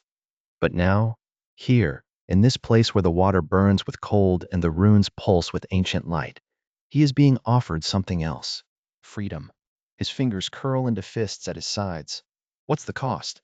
Nerida's expression does not change, but her tail flicks once, sharply, betraying the tension in her body. If you leave, Meridian will know it was me who showed you this place. She will know I betrayed her. Blanc's stomach twists. Of course. Of course there is a cost. There is always a cost. Meridian's rule is built on them, on the breaking of bodies, the taking of choices, the extraction of obedience. Even now, even weakened, even broken by the knowledge the broth forced upon her, she is still a queen, still a predator, still something to be feared. She won't forgive that, he says quietly. Nerida's lips press into a thin line. No, she won't. The silence between them is heavy, thick with the weight of what she is offering. Not just freedom for him, but danger for herself. Sacrifice. Love. The realization of it settles into his bones, warm and terrible and undeniable. She loves him. Enough to risk everything. Enough to offer him a way out, even if it means her own destruction. And he does not know if he can take it. Blanc turns away from her, his gaze drifting back to the swirling water at the center of the cavern. The shapes within it move faster now, twisting and reforming, and for a moment, he thinks he sees his own face staring back at him. Younger, unbroken, smiling. What would it feel like? He asks, his voice barely above a whisper. To breathe air again? Nerida is quiet for a long moment, then, softly. It would hurt. At first. The old magics don't cut, but they remember. Your body would have to remember what it was like to be human, to be free, free. The word tastes like salt and ash on his tongue. He has not been free in so long, not since the fall, not since the water closed over his head and the deep claimed him. The sealed chamber has been his world, his purpose, his prison, but it has also been his redemption, his creation, his choice. And now, here, in this place of ancient light and colder water, he is being offered another one. Nerida moves closer, her tail brushing against his leg. The touch is light, hesitant, but it grounds him, reminds him that she is real, that this is real. You don't have to decide now, she says. The magics will wait. But she hesitates, then reaches out, her fingers brushing against his cheek. Her skin is warmer than the water, warmer than anything he has felt in years. I need you to know that I want you to choose it. I want you to choose freedom. The words are a knife to his chest. Not because they are cruel, but because they are kind, because they are true. She wants him to be free, even if it means losing him, even if it means her own destruction. Blanc closes his eyes. The warmth of her touch lingers against his skin, a ghost of something he has almost forgotten. The memory of sunlight, the memory of choice. His voice cracks. He swallows, tries again. I don't know if I can. Nerida's hand falls away. Because of Meridian? No. The word is out before he can stop it, sharp and certain. Because of me. The truth of it settles over him like a shroud. He has spent years in the sealed chamber, tending the fire, brewing the broth, pouring his own blood into the mixture like an offering. He has created something terrible, something that forces knowledge upon those who drink it, that breaks them open and leaves them raw. He has done this. And now, faced with the possibility of escape, of freedom, of a life not bound to the deep, he realizes that he does not deserve it. Not yet. Nerida is silent beside him. He can feel the weight of her gaze, the questions she is not asking, the hurt she is trying not to show. I can't leave, he says at last, the words heavy with the weight of his own shame. Not while Meridian still rules. Not while the broth still exists. Not while... His voice breaks. Not while I'm still the one who made it. The water around them is still. The runes pulse once, slowly, as if in understanding. Nerida does not speak. She does not need to. The devastation in her eyes is answer enough. Blanc turns to her, his chest tight with the weight of his own choice. I'm sorry, he whispers. She does not look at him. Her gaze is fixed on the swirling water, her expression unreadable. For a long moment, he thinks she will not answer. Then, softly, I know. The words are not an absolution. They are not forgiveness. They are simply the truth. And the truth, Blanc is learning, is the heaviest thing of all. The weight of staying. The water pressed against Blanc's skin like a second memory, thick with the scent of brine and something older, something that tasted of wet stone and regret. His fingers curled into the slick wall of the chamber, the firelight from his small brazier casting long, wavering shadows that danced like ghosts across the curved walls. Nerida stood before him, her opalescent eyes catching the flicker of the flames, her tail coiled tight beneath her, the scales along her spine shimmering with the tension of a held breath. She had offered him escape. The words still hung between them, heavy as the pressure of the deep. I can take you to the surface. The old magics will transform you. You'll breathe air again, walk on land, live. Her voice had been steady, but her hands had trembled as she spoke, the webbing between her fingers flexing as if already reaching for him. And now, silence. Blanc exhaled, the sound lost in the hiss of the fire. The air in the chamber was thin, stale, the same breath he had been recycling for years. It tasted of ash and old hunger. He thought of the surface, of sunlight on his face, of the weight of bread in his hands, of his mother's voice calling him home. He thought of Nerida's hands in his, of the way her skin had felt against his when she had pressed her palm to his cheek earlier, her touch both desperate and gentle. But then he thought of Meridian. He saw her again in his mind's eye, her vast, coiled body rigid in the grip of the broth, her wet stone eyes filling with tears as the knowledge of what she had done, what she had been, crashed over her like a wave. He remembered the way her voice had broken when she spoke, the first time he had ever heard her weep. I did not know. I did not understand. And he believed her. That was the worst of it. He believed her. Nerida shifted, the movement sending ripples through the water. Blanc, she said, and his name in her mouth was a plea. You don't have to stay. He closed his eyes. The firelight bled through his lids, red and pulsing, like the beat of a heart. He could feel the weight of her gaze on him, the weight of her hope. It pressed down on him, heavier than the ocean above.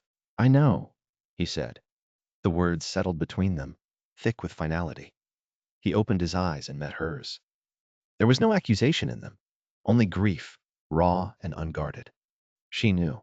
She had always known, even before he did. He swallowed. The water in his throat was cold, but his chest burned. "I can't leave her."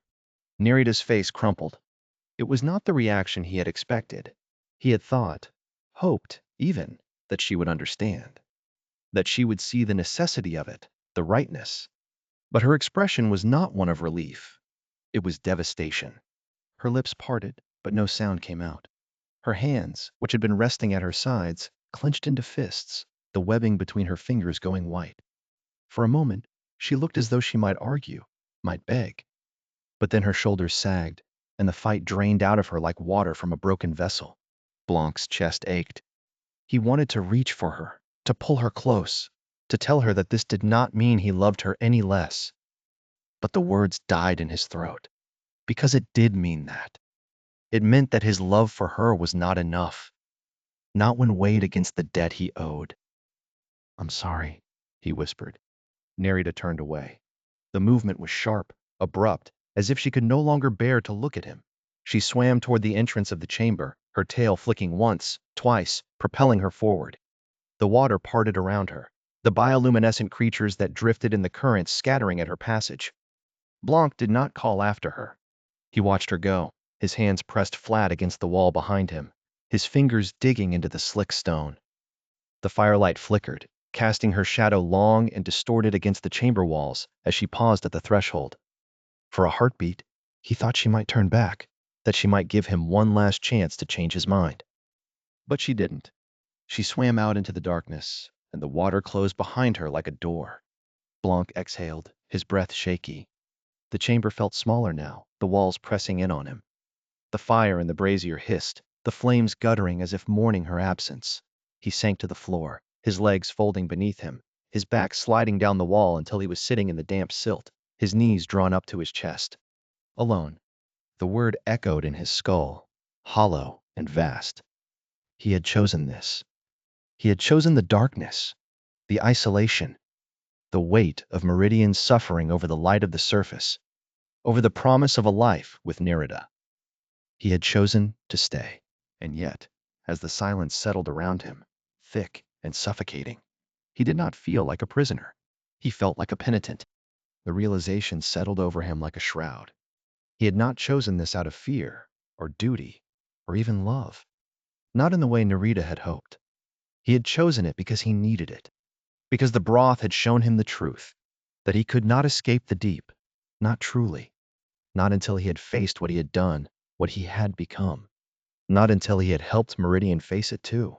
The firelight flickered again, and for a moment, he thought he saw Nerida's face in the flames, her eyes wide, her lips parted in a silent cry. He reached out, his fingers brushing the heat, and the vision dissolved into smoke. He pulled his hand back, his skin stinging. The old magics had offered him transformation. They had offered him freedom. But freedom was not what he needed. Not yet. He needed to stay. He needed to tend the fire. He needed to wait. The chamber groaned around him, the walls shifting slightly, as if adjusting to his choice. The water lapped at his skin, cold and insistent. He closed his eyes and listened to the sound of his own breathing, shallow and uneven. He had chosen this. And in choosing, he had become something new, something he could not yet name. The water trembled before she did. Nerida felt it first in the sensitive membranes behind her gills. A disturbance, a wrongness in the current that carried the scent of old stone and older power. The merfolk territory capital was never still, never silent. But this was different. This was the vibration of something unraveling at its core. She had known this moment would come, had dreaded it, had, in the darkest corners of her mind, craved it. The challenge coiled in her throat like a living thing, waiting to be spoken.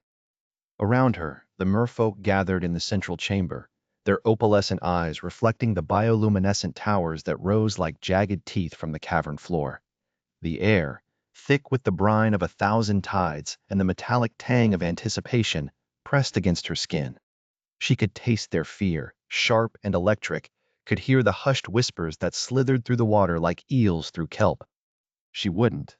She couldn't. It's forbidden. Meridian had not yet arrived, but her presence loomed over them all, vast and inevitable as the pressure of the deep. Nerita could feel the ancient ruler's absence like a wound in the water, a hollow where there should have been the crushing weight of dominion. She had prepared for this, had spent sleepless nights tracing the forbidden sigils in the silt, whispering the old words that flowed like water rather than cut like stone, had memorized the patterns of Meridian's movements, the way her vast tail flicked when she was displeased, the way her gills flared when she was about to strike, had studied the pearl consomme's effects on the ancient ruler's mind, the way it had peeled back the layers of her certainty until only raw, bleeding truth remained. But no amount of preparation could still the tremor in her hands. You are doing this for Blanc, she told herself. You are doing this because he chose to stay. Because someone has to act. The words tasted like a lie. She was doing this for herself. Because she could not bear to live in a world where Meridian ruled and Blanc remained sealed in darkness, where the old magics were forbidden and the new ones twisted minds into weapons.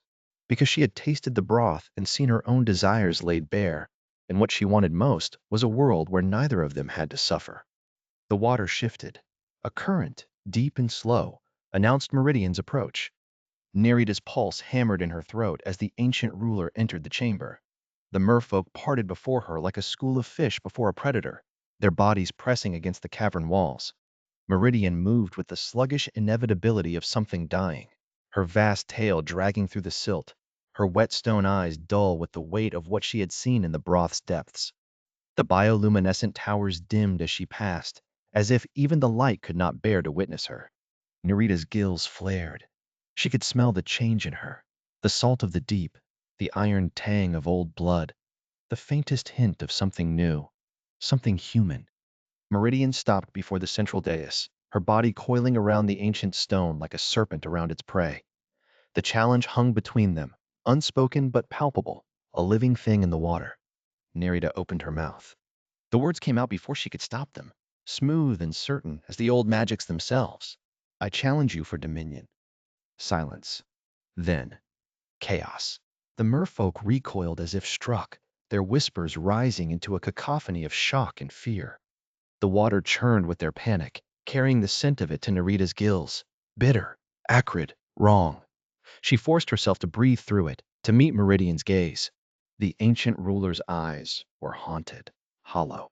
She should refuse. Nerita knew that. Meridian had the power to refuse, to crush her like a minnow between her teeth. But the broth had made her incapable of refusal, had made her honest. Meridian's vast body uncoiled, her tail flicking once, twice, as if testing the weight of the words. Then, slowly, she inclined her head. I accept. The water screamed. Nerita felt it in her bones, in the marrow of her spine, in the sensitive membranes of her gills. The challenge reverberated through the territory capital like a note that shatters glass, vibrating through the ancient stones, through the very foundations of the deep. The merfolk fell silent, their eyes wide with terror and awe. This was not how it was supposed to happen. Dominion was not taken. It was earned. Through strength, through violence, through the unyielding extraction of power from those beneath you. It was not challenged by a scholar of forbidden magics, by a merfolk who had spent her life studying the old ways rather than wielding the new. But Meridian had accepted. And now, Nerita had to fight. The combat began not with a strike, but with a shift. Nerita felt the old magics rise within her, not as a weapon, but as an extension of herself. They flowed through her veins like water, like the currents of the deep, and she let them guide her, let them adapt her. Meridian lunged. Nerita did not meet her with force. She moved, twisted. Let the ancient ruler's momentum carry her past. Let her own body bend like kelp in the current. The water swirled around them, thick with the scent of old stone and older power, with the iron tang of Meridian's frustration. The ancient ruler turned, her vast tail lashing. Fight me, she snarled, her voice a deep rumble that vibrated through the water. Fight me as you are meant to. Nerita said nothing. She let the old magics work through her, let them change her. Her body rippled, her scales shifting, her tail splitting into a dozen sinuous tendrils that wove through the water like living silk. She was no longer just Nerita. She was the current. She was the deep. Meridian struck again. This time, Nerita did not move. She absorbed. Let the ancient ruler's claws rake through her. Let the force of the blow disperse through her transformed body like a stone dropped into still water. She felt the impact, but it did not wound her. It changed her. The merfolk watching gasped. Some recoiled. Others leaned forward, their eyes wide with something like wonder. Meridian's gills flared. "What are you?" she demanded, her voice raw with something Nerita had never heard in it before. Fear. Nerita did not answer. She let the old magic speak for her. Her tendrils lashed out, not to strike, but to entwine, to wrap around Meridian's vast body, to coil around her tail, her arms, her throat. Not to crush, not to harm, but to hold, to adapt. Meridian thrashed, her strength immense, her rage a living thing in the water. But Nerita was no longer fighting her. She was fighting the idea of her, the fiction that had held the ancient ruler together for generations. The broth had made her honest, and honesty had made her weak. Nerita felt the moment Meridian understood, felt it in the way her struggles stilled, in the way her vast body went slack in the water. The ancient ruler's eyes, once so full of dominion, were hollow now, haunted. "You cannot win this," Nerita said, her voice soft, almost gentle. "Not like this." Meridian did not answer. She did not need to. The old magics had already won. The chamber was silent when it was over. Nerita released Meridian, her tendrils retracting, her body shifting back into its familiar shape. The ancient ruler did not move, did not speak. She floated in the water, her vast body coiled in on itself, her eyes fixed on some distant point beyond the cavern walls. The merfolk did not cheer, did not celebrate. They watched in stunned silence as Nerita turned away from their fallen ruler, as she ascended the central dais, as she took her place on the ancient stone that had been Meridian's for generations. She had won, and yet she felt no triumph, no joy, only the weight of what she had done. She had dethroned Meridian, had taken dominion, had changed the balance of power in the deep, and she had done it not through strength, but through adaptability, through the old magics that Meridian had forbidden, through the very principles the ancient ruler had spent generations suppressing. The water around her was thick with the scent of change, with the iron tang of old power, the salt of new beginnings. And beneath it all, something else, something human. Nerita closed her eyes. She had won. But the price of victory was that she must now seal away the one she loved, must protect him from her own people, must carry the knowledge of what he had created and what he was. The victory tasted like ash in her mouth. The seal. The chamber did not scream when Nerita closed it. There was no sound at all, only the wet sigh of coral shifting against stone, the whisper of water retreating from the edges of the seal. She had expected resistance. She had braced for it, had imagined the chamber itself might fight her, might wail like a living thing being buried alive. But it accepted its fate with eerie silence, as if it had known this moment was coming long before she did. Blanc stood at the center of the room, his human eyes wide in the dim glow of the fire. The flames cast long shadows across his face, turning the hollows beneath his cheekbones into caverns. He had not spoken since she told him what she must do. He only watched her, his fingers curled loosely at his sides, as if he were already preparing to be still for a very long time. Nerita pressed her palm against the coral seal, feeling the rough edges dig into her skin. The magic hummed beneath her touch, ancient and unyielding. It was not her magic, not truly. It was Meridian's, passed down through generations of rulers, a power that bound as much as it protected. She had used it once before, when she had first claimed this chamber for Blanc, when she had believed she could keep him safe by keeping him hidden. Now she used it again. But this time, the weight of it settled differently in her chest. Temporary, she told herself, just until my rule is secure. But the words tasted like a lie. The merfolk were restless. She had felt their unease in the water, a current of fear and suspicion that rippled through the territory. They had seen Meridian break. They had tasted the broth that shattered her, had felt the way it peeled back the layers of her mind and left her raw and trembling.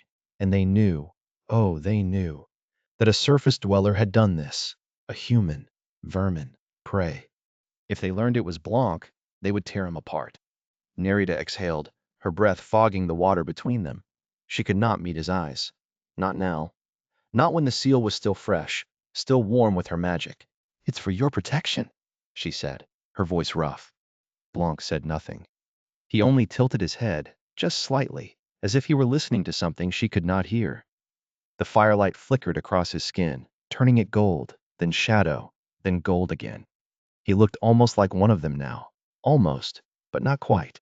His body had changed in the years he had spent here, his skin taking on the faintest shimmer of scales, his fingers just a little too long, his eyes just a little too bright. But he was still human enough to drown, still fragile enough to break. And that was the problem. Nerida turned away from him, her tail flicking against the stone floor.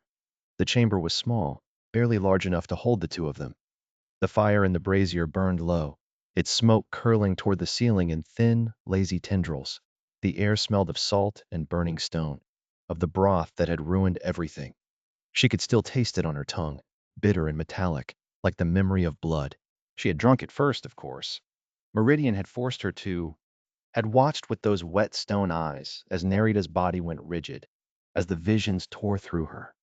She had seen her own desires laid bare, the longing for power, the fear of being forgotten, the way she had loved Blanc, even as she had resented him for it. The broth did not lie. It showed you the truth, whether you wanted to see it or not. And now, the merfolk had tasted it too. They would not forget what it had shown them. Nerida pressed her fingers to her temples, as if she could push the memories away. The broth had broken Meridian, yes, but it had also broken something in the merfolk. It had shown them that their ruler was not invincible, that their world was not as unshakable as they had believed. And now, they were afraid. Fear made them dangerous. She could feel their eyes on her even now, even here, in this hidden place.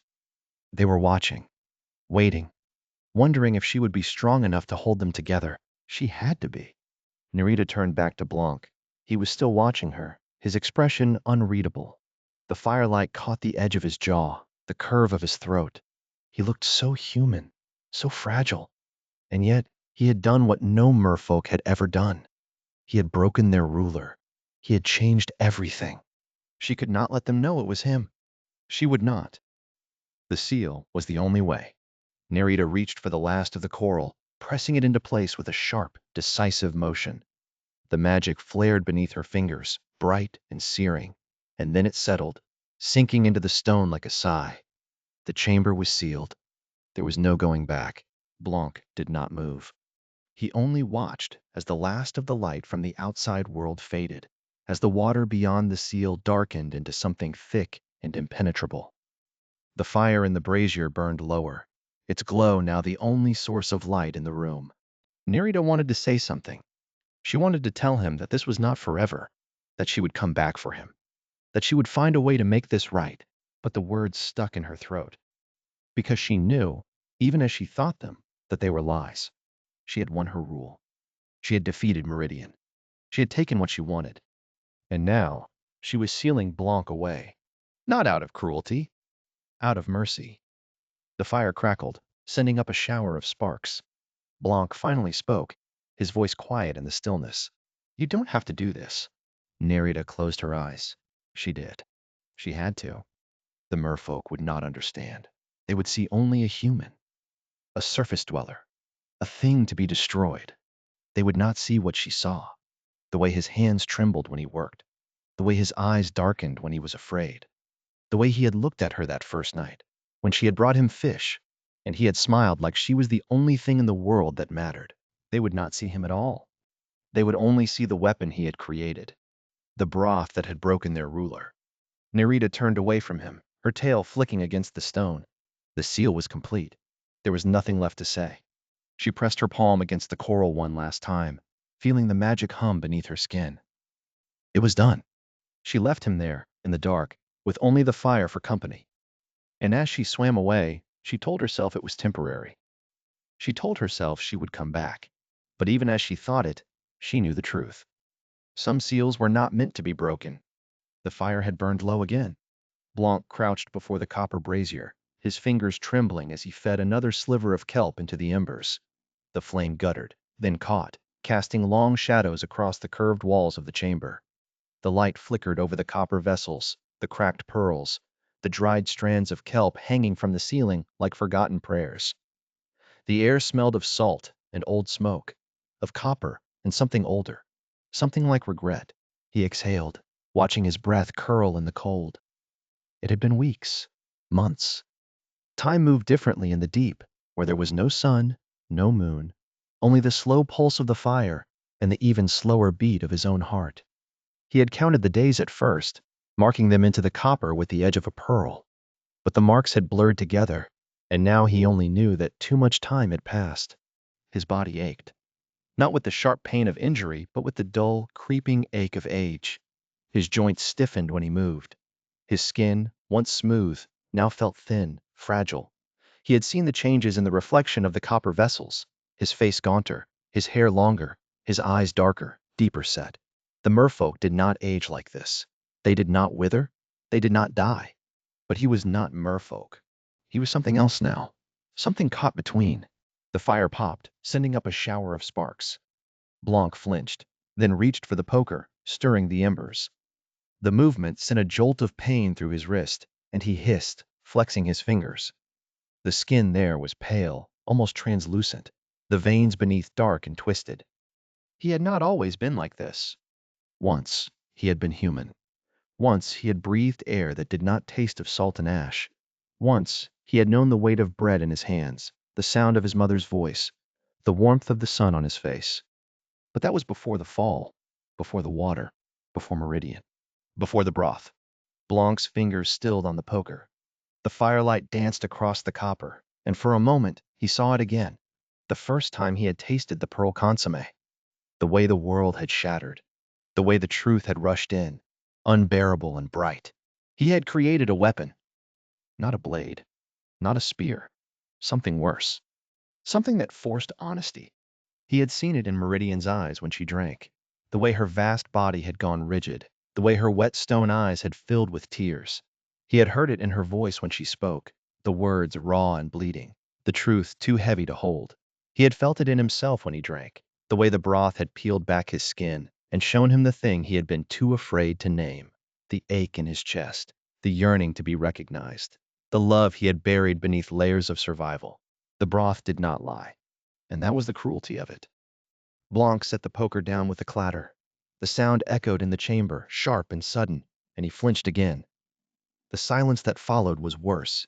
It pressed in on him, thick and suffocating, like the water that had nearly drowned him all those years ago. He had thought, once, that the broth was freedom. But freedom was not the same as truth. Truth was a cage. He knew that now. He knew that Nerita had sealed him away not to protect him, but to contain the knowledge he carried. He knew that the broth had already changed the balance of power in the deep. He knew that he had created something that could not be uncreated. And he knew that he could not unknow any of it. The fire popped again. Blanc did not stir. He stared into the flames, watching them lick at the edges of the kelp, turning it black. The smoke curled upward, disappearing into the darkness above. There was no chimney, no escape, only the slow, inevitable suffocation of time. His fingers twitched. He wanted to reach for the copper vessel, to pour the last of the broth into his mouth, to feel the truth again, even if it hurt, even if it burned. But he did not. He had already tasted enough. The fire burned lower. The chamber grew colder. Blanc wrapped his arms around himself, his breath shallow, his heart slow. He could feel the weight of the knowledge pressing down on him, heavier than the water, heavier than the stone. He was cursed, not by the merfolk, by what he knew. And there was no escape from that. The chamber remembered him. That was the first thing Blanc noticed as his fingers brushed the copper lip of the cauldron, how the metal retained the ghost of his touch, warm as flesh. 3 years since Nerita had sealed him inside, 3 years of silence and slow suffocation, and still the walls held his imprint. The thought should have comforted him. Instead, it made his throat tighten. He exhaled, watching his breath fog the air. The fire had burned low again. Kneeling, he fed it another scrap of kelp, the last of Meridian's stores. The flames licked hungrily at the green-black fronds, casting long, wavering shadows across the curved walls. The light caught the cracks in the pearls scattered across the floor, remnants of failed batches, their luminescence long since bled dry. He should have swept them away. Instead, he left them where they fell, a constellation of his failures. Blanc pressed his palm to the cauldron's side. The metal was cool, almost alive, as if it too remembered the weight of the broth it had once held. He could still taste it on the back of his tongue, the salt and iron of fish blood, the mineral tang of crushed pearl, the bitter afternote of his own desperation. That first sip had shown him Meridian's truth, her hunger for dominion, her fear of the surface, the way her heart had hardened like coral around a wound. The second sip had shown him Nerita's, her guilt, her longing to be free of the old magics, the way she had looked at him in the dark and seen not a prisoner, but a mirror. And now, he would drink it again. Not for them, for himself. The realization settled into his bones like a second spine. He had spent years trying to escape this place, this curse, this knowledge. He had begged the broth to show him a way out, and it had only ever shown him the truth, that there was no escape. Not from the chamber, not from the merfolk, not from the part of himself that had learned to crave the deep. But there was another way. Blanc reached for the cracked pearl at his feet. It was small, flawed, its surface pitted with age. Meridian had called such things refuse. Useless, she'd spat, hurling one against the wall where it shattered into dust. But he had seen the way the light still clung to the fragments, stubborn as hope. He turned it in his fingers. The pearl was cold, then warm, then cold again, as if it couldn't decide whether to remember the sea or the fire. He thought of Nerita's hands, how they had trembled when she pressed the first one into his palm. "Make it work," she'd whispered. "Make it show me something true." He had. And in doing so, he had shown her the thing she feared most, that she was no freer than he was. Blanc set the pearl on the workbench. The surface was slick with condensation, the air thick with the scent of brine and old smoke. He should have been afraid. He should have been furious, or resigned, or any of the things he had been before. Instead, he felt only a strange, quiet clarity. He would brew the broth again, and this time, he would drink it. The first stir was always the hardest. Blanc crushed the pearl between two stones, grinding it to a fine, luminous powder. The dust clung to his fingers, glowing faintly in the dim light, as if the dark itself had teeth. He added it to the cauldron, where the water, drawn from the chamber's own condensation, hissed in protest. The fire flared, hungry. He fed it another scrap of kelp. The scent of the broth was already changing.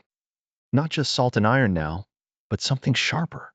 Something that cut through the stale air like a knife. He recognized it. The scent of his own skin after too long in the chamber. The way the salt ate at him. The way the dark pressed in until he could taste it on his tongue. He added the kelp next, torn into strips with his teeth. The fronds were stiff, resistant, as if they too remembered the sea. He thought of Nerita's voice in the dark, telling him of the old magics, how they flowed like water, how they could not be forced, only invited. "You cannot command the deep," she'd said. "You can only ask it to take you." He had spent years trying to command it. Now he would ask. The broth simmered. Blanc watched the bubbles rise and pop, each one carrying a memory to the surface. His mother's hands, kneading dough, the weight of a ship's wheel in his grip. The first time he'd seen Meridian's eyes in the dark, wide and black and endless as the sea. He stirred. The spoon was copper, its handle worn smooth by years of use. He dragged it through the broth, watching the way the light caught the swirling liquid, turning it to liquid silver. The scent deepened, thickened. It smelled like the moment before a storm, when the air is so heavy it feels like breathing through wet wool. Blanc leaned closer. His reflection stared back at him from the broth's surface, pale, gaunt, his hair long and tangled, his eyes hollow. He looked like a drowned man. He looked like a ghost. He looked like himself. The broth was ready when the fire burned low again. Blanc did not let himself hesitate. He dipped the ladle into the cauldron, watching the way the liquid clung to the metal, thick as honey. The scent rose to meet him, salt and smoke and something older, something that made his pulse quicken. He lifted the ladle to his lips. The first sip was always the worst. The broth burned. Not like fire, but like ice. Like the moment when your fingers go numb in the cold and you realize you've lost them forever. It filled his mouth, his throat, his chest, seeping into his lungs until he could taste it in his breath. He gagged, doubling over, his hands braced against his knees. The chamber spun. The walls pressed in. The dark was no longer empty. It was full of eyes, of teeth, of the weight of the sea above him, pressing down, down, down. And then, light. Not the dim glow of the fire, not the sickly luminescence of the pearls. This was something brighter, something that cut through the dark like a blade. It filled his vision, his mind, his heart, until there was nothing else. He saw himself, not as he was now, gaunt, hollow, a creature of the dark, but as he had been. Standing on the deck of a ship, the wind in his hair, the sun warm on his face. His hands were calloused, his skin weathered, his eyes bright with the certainty of a man who had never known fear. He saw his mother. She was younger than he remembered, her hands dusted with flour, her laughter bright as the morning. She was singing, her voice low and sweet, and he was a child again, small and safe. His head pressed to her hip. He saw the merfolk. Not as monsters, not as jailers, but as they were. Meridian, coiled in the dark, her vast body trembling with the weight of her own hunger. Nerita, her eyes wide with grief, her hands reaching for something she could not name. And then he saw the deep. Not as a prison, not as a grave, but as it truly was. Endless, shifting, alive. The water was not dark here. It was blue, green, gold, shot through with light that danced and flickered like fire. Fish moved in great shimmering schools. Coral grew in impossible shapes, twisting toward the surface like hands reaching for the sun. And above it all, the weight of the sea, pressing down, yes, but also holding everything together, keeping it safe, keeping it whole. He saw himself there, not drowning, not struggling, floating. His body was different here. His skin was smooth, unmarked by salt or time. His hair drifted around him like seaweed, long and pale and alive. His hands were webbed. His chest did not ache. His lungs did not burn. He was not human, not anymore. And he was not afraid. The vision shattered. Blanc gasped, collapsing to his knees. The ladle clattered to the floor, spilling the last of the broth across the stone. The liquid hissed where it touched the fire, sending up a curl of steam that smelled like burning salt. He pressed his hands to his face. His skin was hot, feverish. His heart pounded in his chest, so hard he thought it might burst. He had seen it. Not just his memories, not just his fears, his desire. He wanted the deep. Not as a prisoner, not as a tool, but as a home. The realization settled into him like a stone. He had spent years trying to escape this place, this curse, this knowledge. He had begged the broth to show him a way out, and it had shown him the truth, that there was no escape. Not because the merfolk would not let him go, but because he did not want to. He wanted to stay. The thought should have terrified him. Instead, it felt like coming home. Blanc looked at the spilled broth, at the way it pooled on the stone, dark and shimmering. He thought of Nerita's hands, pressing the first pearl into his palm. "Make it work," she'd said. "Make it show me something true." He had. And now, he would do it again. He reached for the ladle. His hands were steady. The fire burned low. The chamber was dark. The sea waited above him, endless and patient. Blanc began to brew. Act 3. The Pearl Consommé. The fire never died. Blanc had made sure of it. Year after year, he fed it kelp and driftwood, bone and pearl, anything that would burn in the brine thick dark. The flames licked the edges of his vision, a slow, hungry pulse that kept the chamber from swallowing him whole. He tended it like a priest at an altar, his fingers trembling not from cold, though the deep was always cold, but from the weight of time pressing down on him, the way the years had bent his body into something new. He did not know what he was becoming. His skin had taken on a faint luminescence, like the inside of a shell held to the light. His hair, once dark as wet sand, now fell in pale tangled ropes down his back, catching the firelight like strands of silver. His fingers, once blunt and calloused from hauling nets, had grown long and delicate, the webbing between them stretching just a little further with each passing season. He was neither human nor merfolk, but something caught between, something that belonged to neither world and both. The chamber had changed with him. The walls, once slick with brine, now bore the faintest sheen of something like mother of pearl, as if the stone itself had learned to hold light. The air, once thick with the taste of salt and decay, had grown almost sweet, almost breathable, as if his body had learned to pull oxygen from the water that seeped through the coral seals. The fire, once a desperate thing, now burned steady and low, casting long shadows that moved like living things across the curved ceiling. He had not seen the sun in years. He did not remember its warmth. But he remembered her, his mother, her hands rough from mending nets, her voice soft as she sang him to sleep. He remembered his sister, her laughter like the crash of waves against the shore. He remembered his betrothed, her dark eyes full of promises he had never kept. He remembered Nerida, her opal gaze catching the firelight like a secret. He remembered Meridian, her ancient, terrible beauty, the way her presence had once made the water itself seem to bow. And he remembered the broth. It had taken years to perfect. Years of cracked pearls and spoiled kelp, of broth that blackened and broth that curdled, of fire that guttered and fire that burned too hot. But now, at last, it was ready. The pearl consomme gleamed in the bowl, clear as seawater, luminous as moonlight. It did not ripple when he moved it, as if it were already part of him, as if it had been waiting for this moment as long as he had. His hands shook as he lifted it to his lips. The first touch of the broth was cool, almost sweet. It tasted of the deep, of salt and stone, and something older than either. And then, I'm Jace. His mother's face, lined with years he had not been there to witness. His sister's smile, fading into the distance as the waves took him under. His betrothed's hands, reaching for him across an ocean he could not cross. Nerida's eyes, wide with something like fear, like longing. Meridian's vast, coiled form, her wet stone gaze holding his as if she could see straight through to the heart of him. And then, knowledge. Not escape, not freedom, not even love, though love was there, woven through it all like thread through cloth. His deepest desire was simpler than that.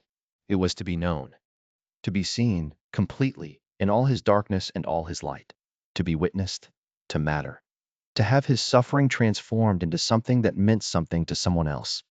The broth burned as it slid down his throat, not with heat, but with truth. And then, silence. The fire still burned. The chamber still held him.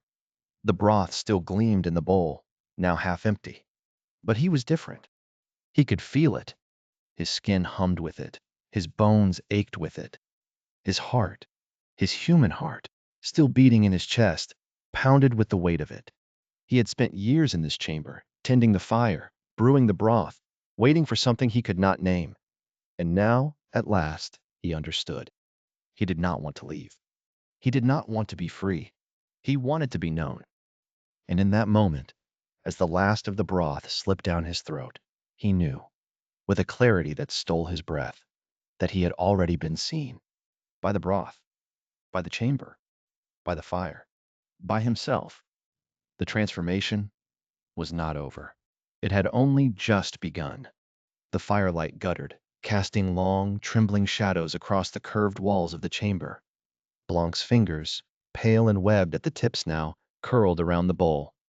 The broth within was still warm, its surface shimmering with an eerie luminescence, like moonlight trapped beneath ice. It smelled of salt and something older, something that had been dragged from the deepest trenches of the sea and left to rot in the dark. His breath hitched as he lifted it to his lips. The first sip was fire. Not the fire that burned in the brazier at the center of the chamber, not the fire that had kept him alive all these years, but something deeper, something that ignited in the hollow of his chest and spread outward like wildfire. The broth seared its way down his throat, and suddenly He was drowning again. Not in water, in memory. The merchant vessel's deck beneath his boots, the salt wind whipping his hair into his eyes, the cry of gulls, the creak of timber, the weight of the world above pressing down on him like a promise. And then, nothing. Only the fall, the cold, the crushing dark. The moment when he had realized, with perfect clarity, that no one would ever know what had become of him. No one would mourn him. No one would even remember his name. The vision sharpened, and now he was not just remembering. He was feeling. The ache in his chest, the one that had sustained him through years of captivity, the one he had carried like a second heart, pulsed with unbearable clarity. It was not just the ache of loneliness. It was the ache of unwitnessed suffering. The desperate, clawing need for someone, anyone, to see him, to know him, to look at the thing he had become and say, I see you. I know you. You are not alone.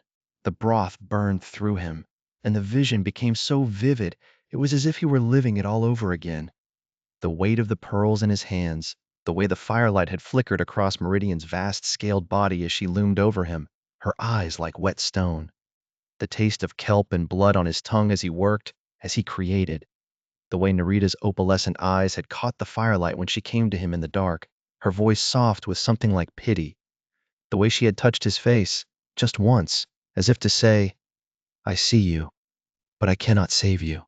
The ache in his chest swelled, a living thing, a beast gnawing at his ribs. He gasped, his fingers tightening around the bowl until his knuckles turned white. The broth sloshed, its luminescence casting jagged reflections across the chamber's walls, turning the space into a kaleidoscope of fractured light. He wanted to scream. He wanted to weep. He wanted to hurl the bowl across the room and watch it shatter against the stone, to feel the broth spill like liquid regret across the floor. But he didn't, because the second sip was already on his lips. The broth was cooler this time, almost soothing, as if it had sensed the fire it had stoked and was now offering balm. It slid down his throat like silk, and the vision began to unravel. The ache in his chest did not vanish. It dissolved. Like salt in water, like smoke in wind, it simply faded. The desperate need for recognition, the clawing yearning to be known, to be seen. It loosened its grip on him, thread by thread, until he was left standing in the quiet aftermath of its absence. And in its place came something else. Peace. Not the peace of escape. Not the giddy, reckless freedom of a man who had broken his chains and run into the light. This was a deeper peace, the kind that settled into his bones like sediment, like the slow accumulation of years. It was the peace of acceptance. He exhaled, long and slow, and the breath that left him tasted of salt and ash, and something older still, something like surrender. The chamber seemed to exhale with him. The fire in the brazier, which had burned unsteadily for so long, flared brighter, its flames stretching tall and golden, as if feeding on the weight that had just lifted from his shoulders. The air, thick with the scent of brine and burning stone, felt suddenly lighter, almost breathable. The walls, which had pressed in on him for so long, seemed to recede, to soften, as if the chamber itself had decided to make room for this new version of him. Blanc set the bowl down with trembling hands. The broth within was nearly gone, only a thin film of luminescence clinging to the bottom. He stared at the way the light played across its surface, and for the first time in years, he did not feel the urge to create. He did not feel the desperate, driving need to make something, to prove himself, to leave a mark on the world. The compulsion was gone, dissolved by the same broth that had revealed it to him. He understood now. He would never be known by the world above. His name would not be whispered in taverns or carved into the hulls of ships. His story would not be told around fires or passed down through generations. His greatest work, the pearl consommé, the broth that could reveal and dissolve desire in a single sip, would remain hidden, forbidden, erased. The merfolk would never speak of it. The humans would never know it existed. And that was as it should be. Because some things were not meant to be witnessed. Some things were meant to exist only in the dark. He thought of Narita then, of the way her eyes had caught the firelight like opals, of the way her voice had softened when she spoke of the old magics. He thought of the way she had touched his face, just once, as if to say, I see you. And he felt no ache, no yearning, only gratitude, because she had seen him, not in the way he had once craved, not in the way that would have made him feel less alone, but in the way that mattered. She had seen him, and she had chosen to stay. He thought of Meridian, of the way her vast body had coiled in the dark, of the way her eyes had filled with tears when she tasted the broth. He thought of the way she had died, alone in the deep, broken by the knowledge it had forced upon her. And he felt no sorrow, no guilt, only understanding, because she had been right to fear it. The broth was not a gift, it was a mirror, and mirrors did not lie. He thought of himself, of the thing he had become, the webbed fingers, the gills that fluttered faintly at his throat, the way his skin had taken on the faintest sheen of scales. He was neither human nor merfolk, but something in between, something that existed only in this liminal space, this sealed chamber where the rules of the world above and the world below did not quite apply. And he accepted that too, because he had chosen it. The fire crackled, and Blanc looked up, his gaze drawn to the brazier at the center of the chamber. The flames danced, casting long shadows across the walls, and for a moment he could almost see the faces of those he had lost in their flickering light. His mother, her voice soft with memory. The sailors on the merchant vessel, their laughter rough and warm. Meridian, her eyes like wet stone. Nerida, her gaze like fire. He closed his eyes, and for the first time in years, he did not feel alone. The chamber was quiet. The fire burned steady. The air was still. And Blanc, at last, was free. The fire had burned low. Blanc crouched before the copper basin, his breath shallow in the thin, trapped air of the chamber. The broth had long since cooled, its surface filmed with iridescence like spilled oil on water. He did not need to drink it again. He had seen what it showed him. The memory of that vision still pulsed behind his eyes. The deep, not as a prison, but as a place he might belong. Not as a drowning man, but as something else, something more. His fingers trembled as he reached for the basin's edge. The metal was warm beneath his touch, almost alive. The firelight flickered across his skin, and for the first time, he noticed how the light no longer clung to him the way it once had. It slid, as if his flesh had grown slick with something deeper than sweat. He exhaled, slow and deliberate, and the sound of his own breath was different, thicker. The air in his lungs did not rasp as it once had. It settled, heavy and rich, like the weight of water pressing in from all sides. A laugh bubbled up from his chest, sharp and disbelieving. He pressed a hand to his ribs, as if he could feel the change from the inside. The bones no longer ached. The hunger that had gnawed at him for months, years perhaps, had stilled. He was not full, not sated, but the emptiness no longer hurt. His gaze drifted to the fire, to the way the flames curled and stretched, hungry for the last of the kelp he had fed them. The light was different now, not brighter, not clearer, but deeper. The shadows between the flames did not swallow the light so much as they held it, as if the darkness itself had become a vessel. He flexed his fingers. The skin was rougher than it had been, thicker. The scars from the fire, from the pearls, from the endless stirring. Those were still there, but they no longer stung. They no longer pulled when he moved. They had become part of him, like the grooves in the copper basin, like the cracks in the pearls he had once heated. A shiver ran through him, not of cold, but of something else. Recognition. As if his body had been waiting for this all along. The second day came without sunrise, without any marker but the slow dimming of the fire. Blanc did not sleep. He did not need to. His body hummed with a quiet, restless energy, as if the broth had not just shown him the truth, but had woken something inside him. He stood, testing the weight of his limbs. His balance was different. His center of gravity had shifted, lower, as if the deep had already begun to claim him. He took a step, then another. The floor of the chamber was smooth beneath his feet, worn by time and use, but he no longer stumbled. His toes curled against the stone, gripping it with a certainty that had not been there before. He reached for the fire, not to feed it, but to feel it. The heat licked at his palm, but it did not burn. It warmed, deep and slow, like the memory of sunlight on skin. He turned his hand, watching the firelight play across his knuckles. The veins beneath his skin were darker now, almost blue in the dim light. They pulsed with something that was not quite blood. His breath hitched. He had seen the merfolk. He knew the way their bodies moved, the way their skin caught the light like wet stone. He had seen the way their gills fluttered at their throats, the way their eyes reflected the dark like polished glass. He had never imagined he might become like them, but he was not becoming them.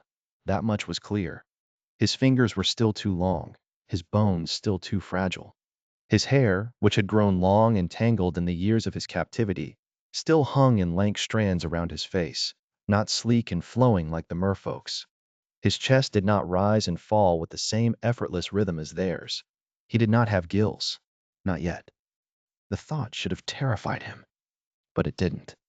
Instead, it settled in his chest like a promise. By the third day, the fire had burned down to embers. Blanc knelt before the basin, his reflection staring back at him from the still surface of the broth. The face that looked back was not the one he remembered.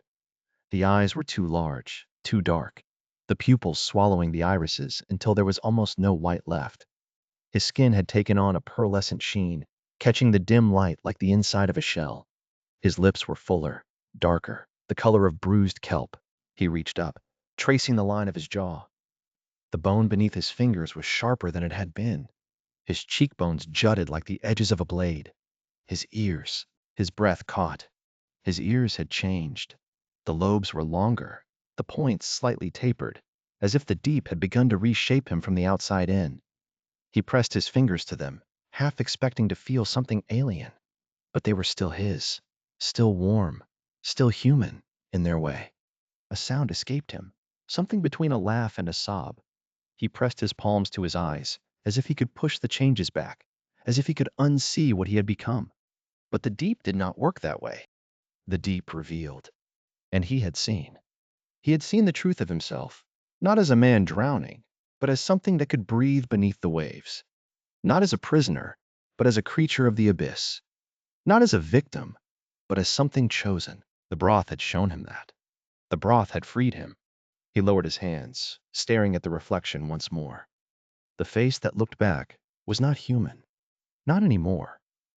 But it was not merfolk either. It was something in between. Something that had been forged in the dark, in the heat, in the slow, relentless pressure of the deep. Something that belonged. His chest ached, but not with the old hunger.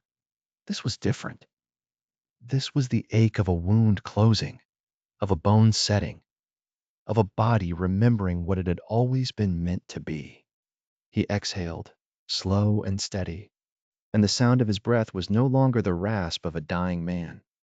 It was the sigh of something coming home. The fire popped, sending up a shower of sparks. Blanc did not flinch. He watched them rise, watched them fade into the darkness above him. The chamber no longer felt like a prison. It felt like a womb, like a sanctuary, like a place where he could finally be. He reached for the basin, his fingers brushing the surface of the broth. The liquid shivered at his touch, rippling outward in slow, lazy circles. He did not drink. He did not need to. The truth was already inside him, working its way through his veins, reshaping him from the inside out. He was no longer human. He was no longer merfolk. He was something else, something new. And for the first time in years, he was not afraid. The chamber remembers her before I do. The first warning is the shift in the water, a current where none should be, a ripple against the sealed door. My skin prickles, though whether from the cold or something older, I cannot say. 3 days have passed since I drank the broth. 3 days of silence, of firelight flickering against stone, of my own breath, the only sound in the world. 3 days of becoming.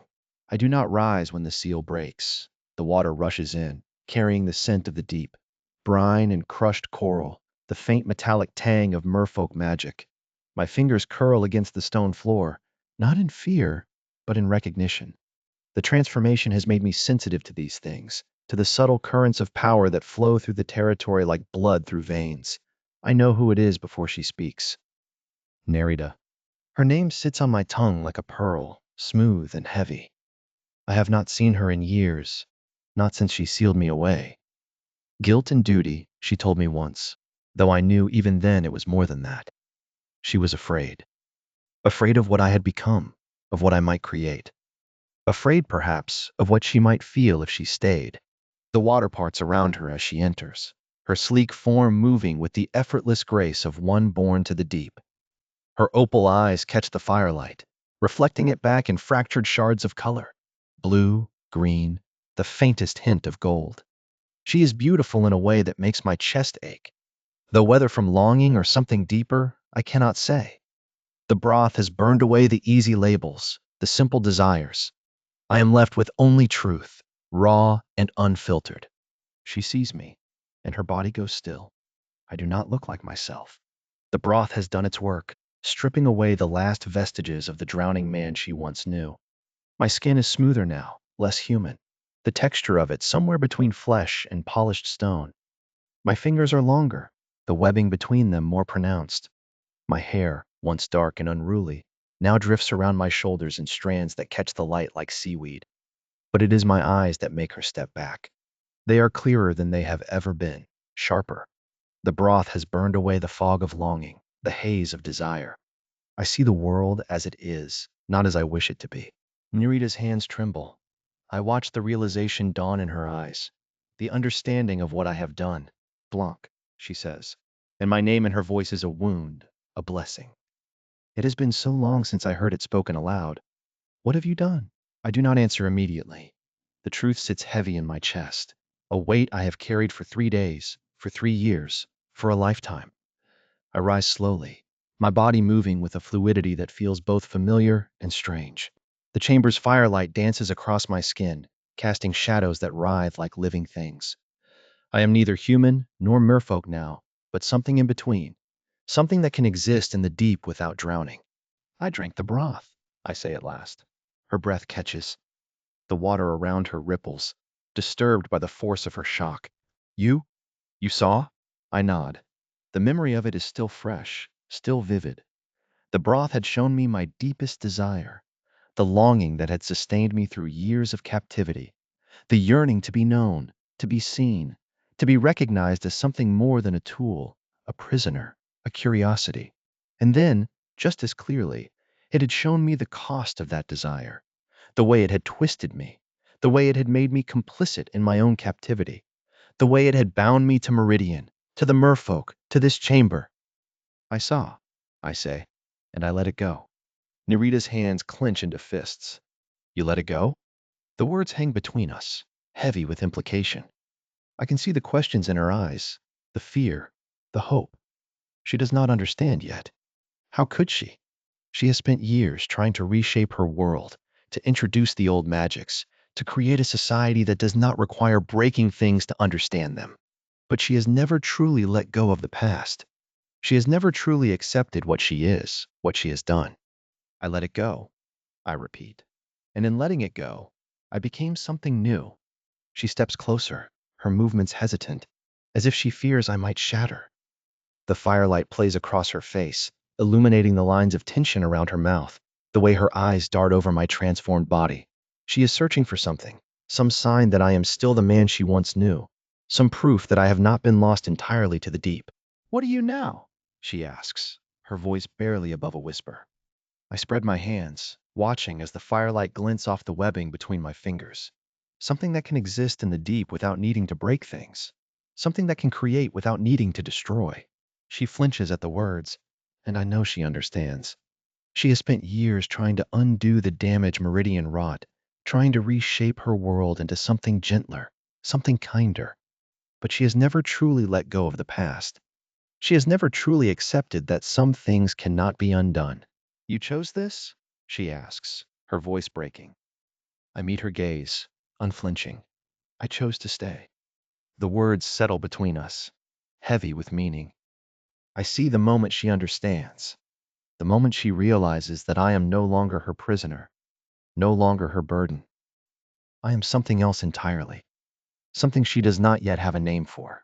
Her hands unclench, her fingers flexing at her sides. She looks at me as if seeing me for the first time, her eyes wide with wonder, with fear, with something dangerously close to hope. Blanc, she says again, and this time, my name is a prayer. I do not answer. There are no words left, no easy explanations. The broth has burned them all away, leaving only truth in their place. I am no longer the man she sealed away.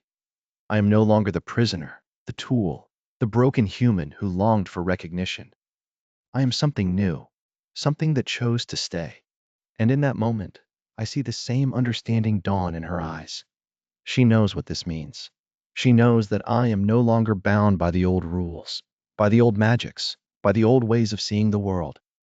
I have let go of my desire, and in doing so, I have become something that cannot be controlled, cannot be broken. I have become free. Nerita's breath hitches. The water around us stills, as if the very deep is holding its breath. She reaches out, her fingers hovering just inches from my skin, as if she fears I might vanish if she touches me. What do we do now? She asks. The question hangs between us, unanswered. I do not know. The broth has shown me the truth of myself, but it has not shown me the path forward. That I must choose for myself. I take her hand, my fingers intertwining with hers. Her skin is cool against mine, the webbing between her fingers smooth and familiar. She does not pull away. Choose, I say. And in the firelight, in the sealed chamber that has become both prison and sanctuary, we stand together, two beings on the threshold of something new. The deep stretches out around us, vast and unknowable. But for the first time in years, I am not afraid. I am home. The fire had burned low, its embers pulsing like a dying heart against the chamber's stone. Blanc watched the glow flicker across Nerita's face as she knelt before him, her opalescent eyes wide with something he had never seen in them before. Not fear, not calculation, but a raw, trembling understanding. The air between them was thick with the scent of salt and old magic, the kind that didn't cut like a blade but flowed like water, reshaping what it touched. She had come to him transformed. Not in body, her sleek, scaled form was the same as it had always been, but in the way she carried herself. The tension that had once coiled in her shoulders like a spring was gone, replaced by something softer, something broken open. Her fingers hovered near his cheek, trembling as if afraid the heat of his skin might burn her. You stayed, she whispered. Blanc exhaled, the sound rough in the quiet of the chamber. The words were simple, but they carried the weight of years, years of captivity, of longing, of choices made in the dark. He had not escaped. He had not chosen the surface. He had chosen this, the deep, the unknown, the woman who had once sealed him away. And in choosing it, he had become something new. Her hand finally touched his face, her fingers cool against his skin. The contact sent a jolt through him, not of pain, but of recognition. This is what it feels like to be seen, not as a prisoner, not as a tool, but as a man, flawed, transformed, free. Nerita's breath hitched. I thought, her voice cracked, I thought if I sealed you away, I could keep you safe, keep us safe. But I only made it worse. Blanc caught her wrist, his thumb brushing over the delicate webbing between her fingers. You did what you had to, he said, and I did what I wanted. Her eyes shimmered, tears welling like pearls in the firelight. I didn't know you could want this. The truth of it settled between them, heavy and bright as the last embers in the hearth. He had not chosen the surface. He had not chosen escape. He had chosen her. Not as a captor, not as a savior, but as a partner, an equal. The broth had done its work. It had not freed him from the deep, but from the illusion of freedom. It had shown him the truth, that he was not trapped by the chamber, or by Nerita, or even by the merfolk's dominion. He was trapped only by his own fear, and fear, he had learned, could be unlearned. Nerita's tears spilled over, tracing silver paths down her cheeks. I'm sorry, she said, the words barely audible, for sealing you away, for staying away, for not seeing. Blanc pressed his fingers to her lips, silencing her. I understand. And he did. He understood the terror of loving something you couldn't control. He understood the desperation of trying to protect what you feared losing. He understood, because he had felt it too. Not for her, but for himself. For the man he had been, the man he might have become if he had chosen the surface. But he had not chosen the surface. He had chosen this. Nerita's breath was warm against his palm. What do we do now? Blanc looked around the chamber. The cracked pearls scattered like fallen stars, the dying fire, the walls that had once felt like a prison and now felt like a sanctuary. We stay, he said. She searched his face, her gaze fierce and vulnerable all at once. And then? And then, he said, we see what happens. A smile ghosted across her lips, fragile as the first light of dawn. It's not an answer. It's the only one I have. She leaned into his touch, her forehead resting against his. The contact was electric, not in the way of storms or violence, but in the way of roots intertwining beneath the earth, quiet, unshakable, alive. The fire crackled, its light painting their faces in gold and shadow. Outside the chamber, the deep waited, vast and unknowable. But here, in this sealed space, something new was beginning. Not a romance, not a rescue, but a partnership. And for the first time in years, Blanc did not feel alone. The fire had burned low again. Blanc crouched before the dying embers, his fingers hovering just above the heat, close enough to feel the last warmth, far enough to avoid the sting. The chamber's air was thick with the scent of salt and old smoke, the kind that clung to the back of his throat like a memory. He exhaled, slow and deliberate, watching the way his breath curled in the dim light. It was thinner now, the air. He had been breathing it for too long. A sound, not the usual groan of the stone, not the distant pulse of the sea against the chamber walls. This was sharper.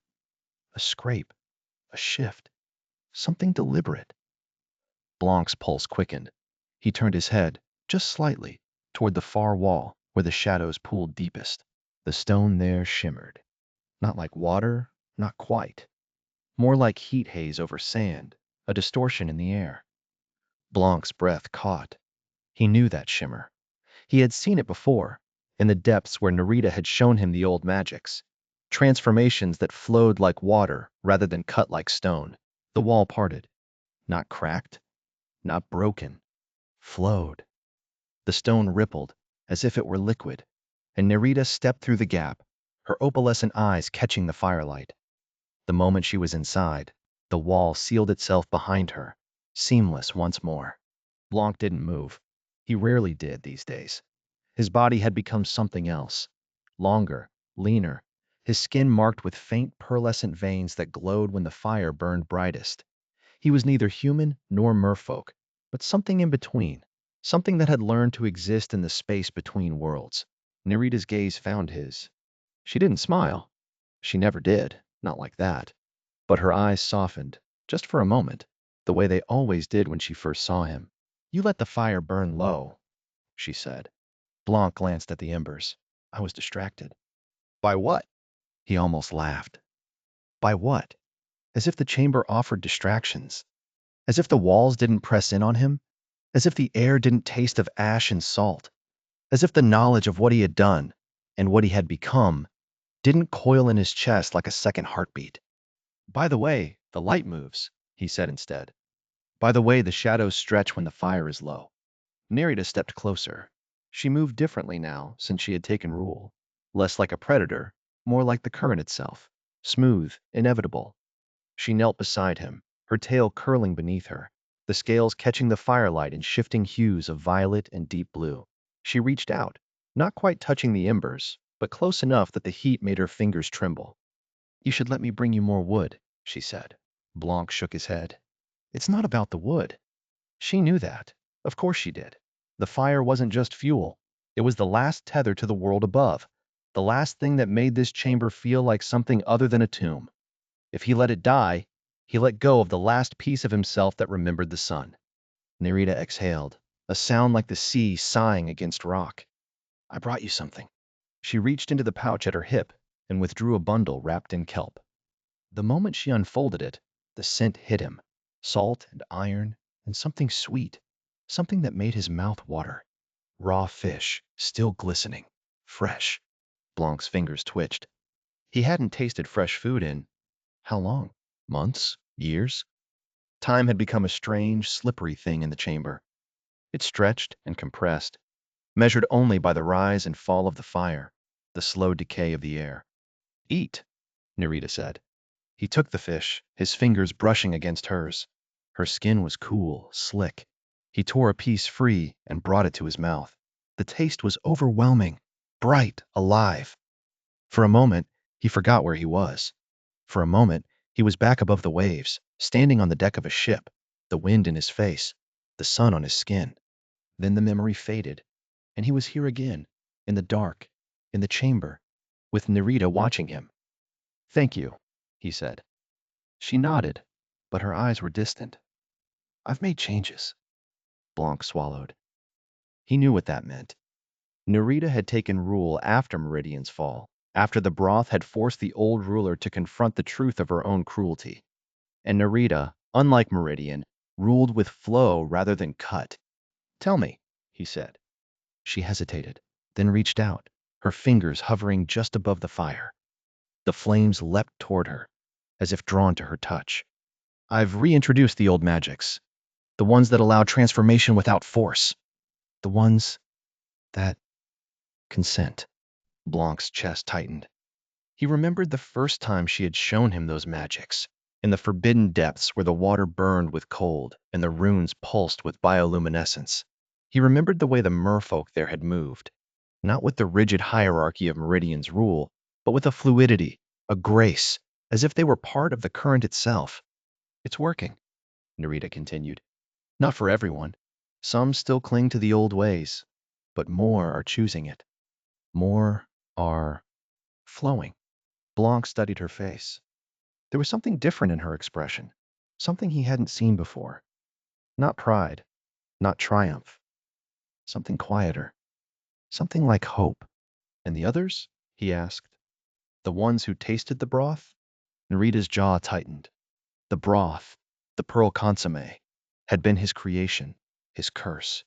It had forced truth upon those who drank it, had shown them their deepest desires, their darkest fears. Meridian had been broken by it. Nerita had been changed by it. They remember, she said. Some try to forget. Others embrace it. Blanc looked down at his hands.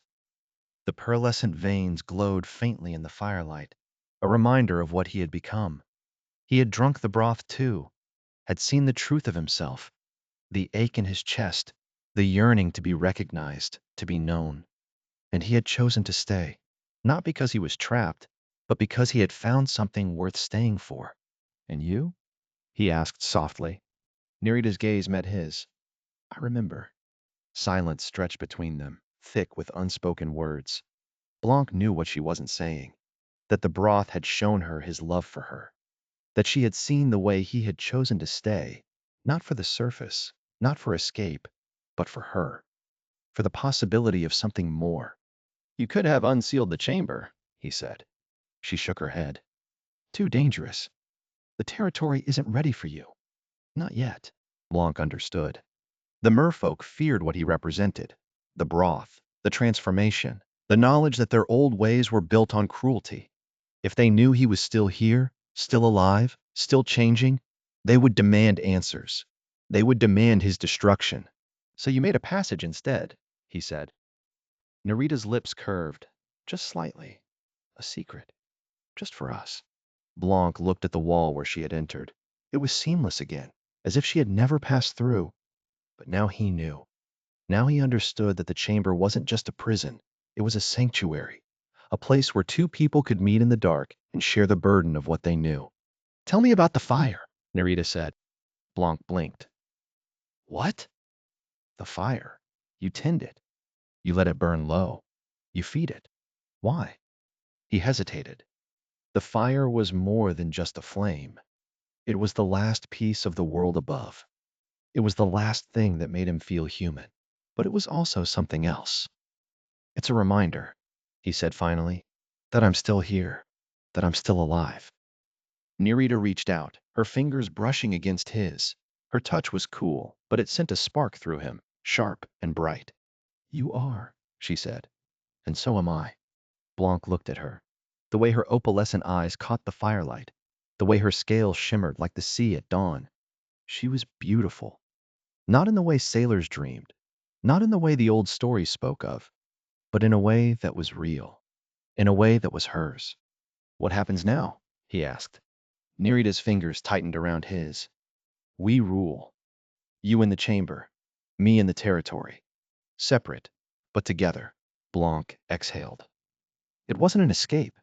It wasn't a return to the surface. It was something else. Something quieter. Something deeper.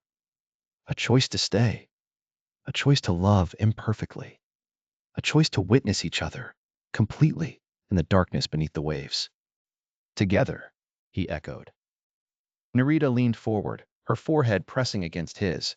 Her skin was cool, but her breath was warm. Together, she whispered. The fire crackled between them, casting long shadows on the walls. Outside, the sea pulsed against the stone, a reminder of the world beyond. But here, in the chamber, in the dark, they were safe. They were known. And for now, that was enough. Act 4. The legend they will tell. The fire does not breathe. It does not hunger. It simply is, a stubborn pulse of gold in the dark, fed by kelp and bone, and the slow decay of things that should not burn beneath the waves. Blanc tends it with steady hands, though his fingers ache with the cold that never quite leaves them, not even after all these years. The chamber is sealed. The air is thin. The merfolk above whisper stories about him, but they do not know the truth. They will say he escaped. Blanc exhales, watching the smoke curl toward the ceiling where the coral has grown thick and blind over the years. It presses against the walls like a living thing, sealing them in, sealing him in. He remembers the first time Nerida showed him the old magics, the ones that flow rather than cut, the ones that do not demand but allow. She had led him down into the deeper territories, where the water is so cold it burns, and there, in the dark, she had shown him how to shape himself without breaking. Transformation is not about becoming something new, she had said. It is about revealing what was always there. He had wanted to believe her, but the truth was simpler and far more terrible. He had chosen to stay. The broth is legend now. The merfolk speak of it in hushed tones, though none of them know what it truly was. They call it the pearl consommé, as if it were some delicate dish, something to be savored rather than endured. They do not understand that it was never about the taste. It was about the knowing. The way it stripped away every lie he had ever told himself, every justification, every layer of numbness until all that remained was the raw, bleeding truth of what he wanted. And what he wanted was her. Not the surface, not the sun, not the weight of bread in his hands or the sound of his mother's voice. He wanted Nerida, who had loved him imperfectly but truly, who had chosen him over dominion, who had sealed him in this chamber, not out of cruelty but mercy. The fire crackles. The sound is wrong, too loud, too present, in the silence of the deep. Blanc reaches for another piece of kelp, its edges brittle with salt, and feeds it to the flames. The smoke stings his eyes, but he does not look away. Above him, the merfolk territory hums with life.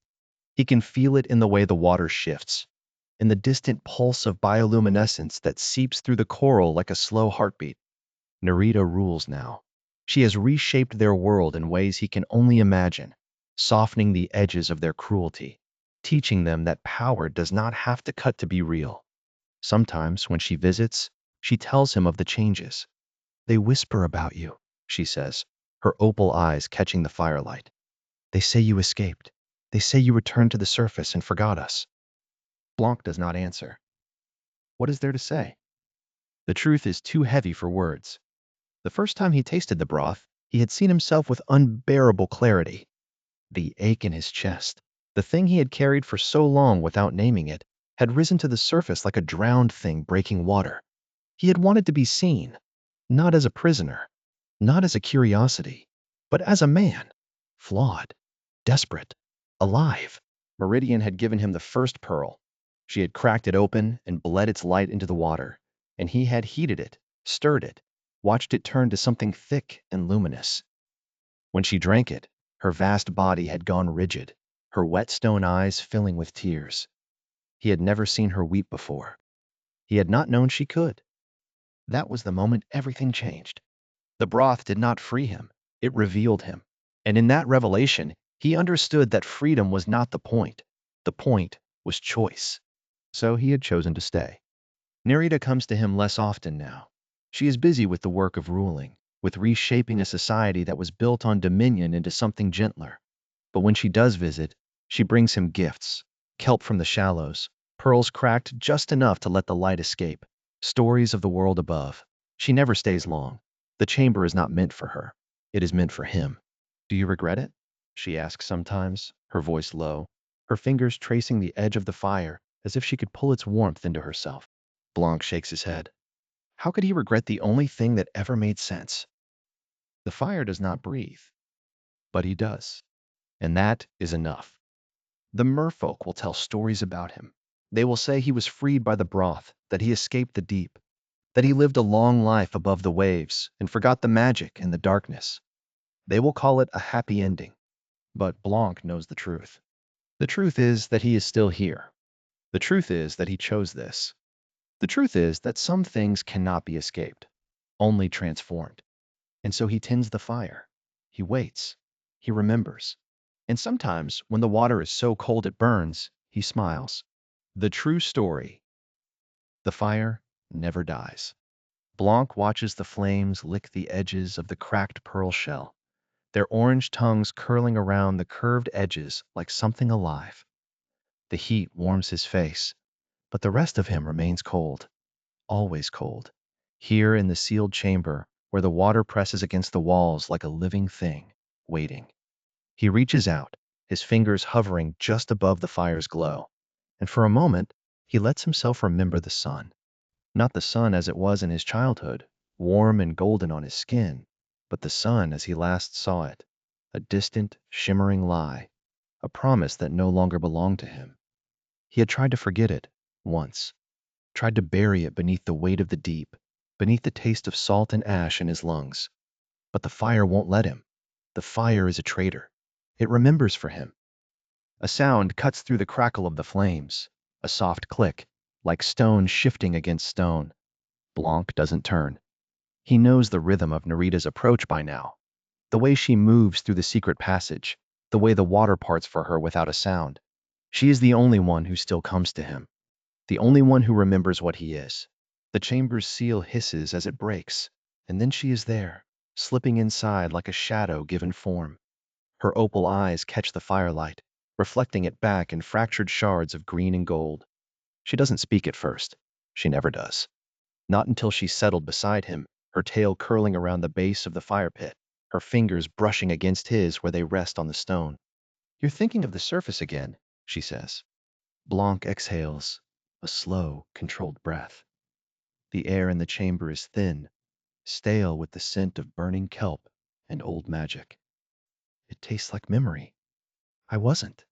Nerida's lips quirk, just slightly. Liar. He doesn't argue. What would be the point? She knows him better than he knows himself now, better than anyone ever has. Outside, the deep is silent, but not empty, never empty. The merfolk move through the currents beyond the chamber's walls, their voices a distant murmur, their politics a storm he no longer has to weather. Nerida rules them now. Nerida, who challenged Meridian and won. Nerida, who sealed this chamber not out of cruelty, but mercy. Mercy, once chosen, is the only thing that can make the deep feel like home. Blanc flexes his fingers, watching the firelight play across his skin. His hands are different now. Not quite human. Not quite mer. The webbing between his fingers is thinner than it should be. His nails too sharp. His skin too pale, too translucent in places. As if the deep has seeped into him, molecule by molecule. He is neither one thing nor the other. He is something in between. And he is old. Not in the way Nerida is old. She remains eternally young, her body unchanged by time, her spirit the only thing that carries the weight of years. But Blanc? Blanc ages. Slowly. Painfully. The deep does not forgive human flesh. It takes. It twists. It leaves its mark.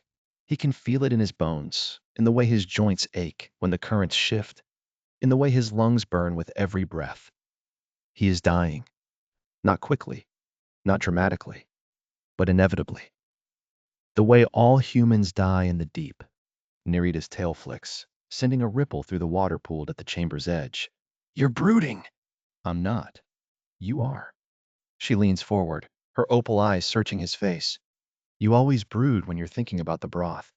Blanc stiffens. The pearl consomme. The thing that started all of this. The thing that broke Meridian. The thing that Narita forbids. He doesn't answer. He doesn't have to. Narita sighs, the sound soft, almost lost beneath the crackle of the fire. You're not going to try to make it again, are you? Blanc looks at her, really looks at her.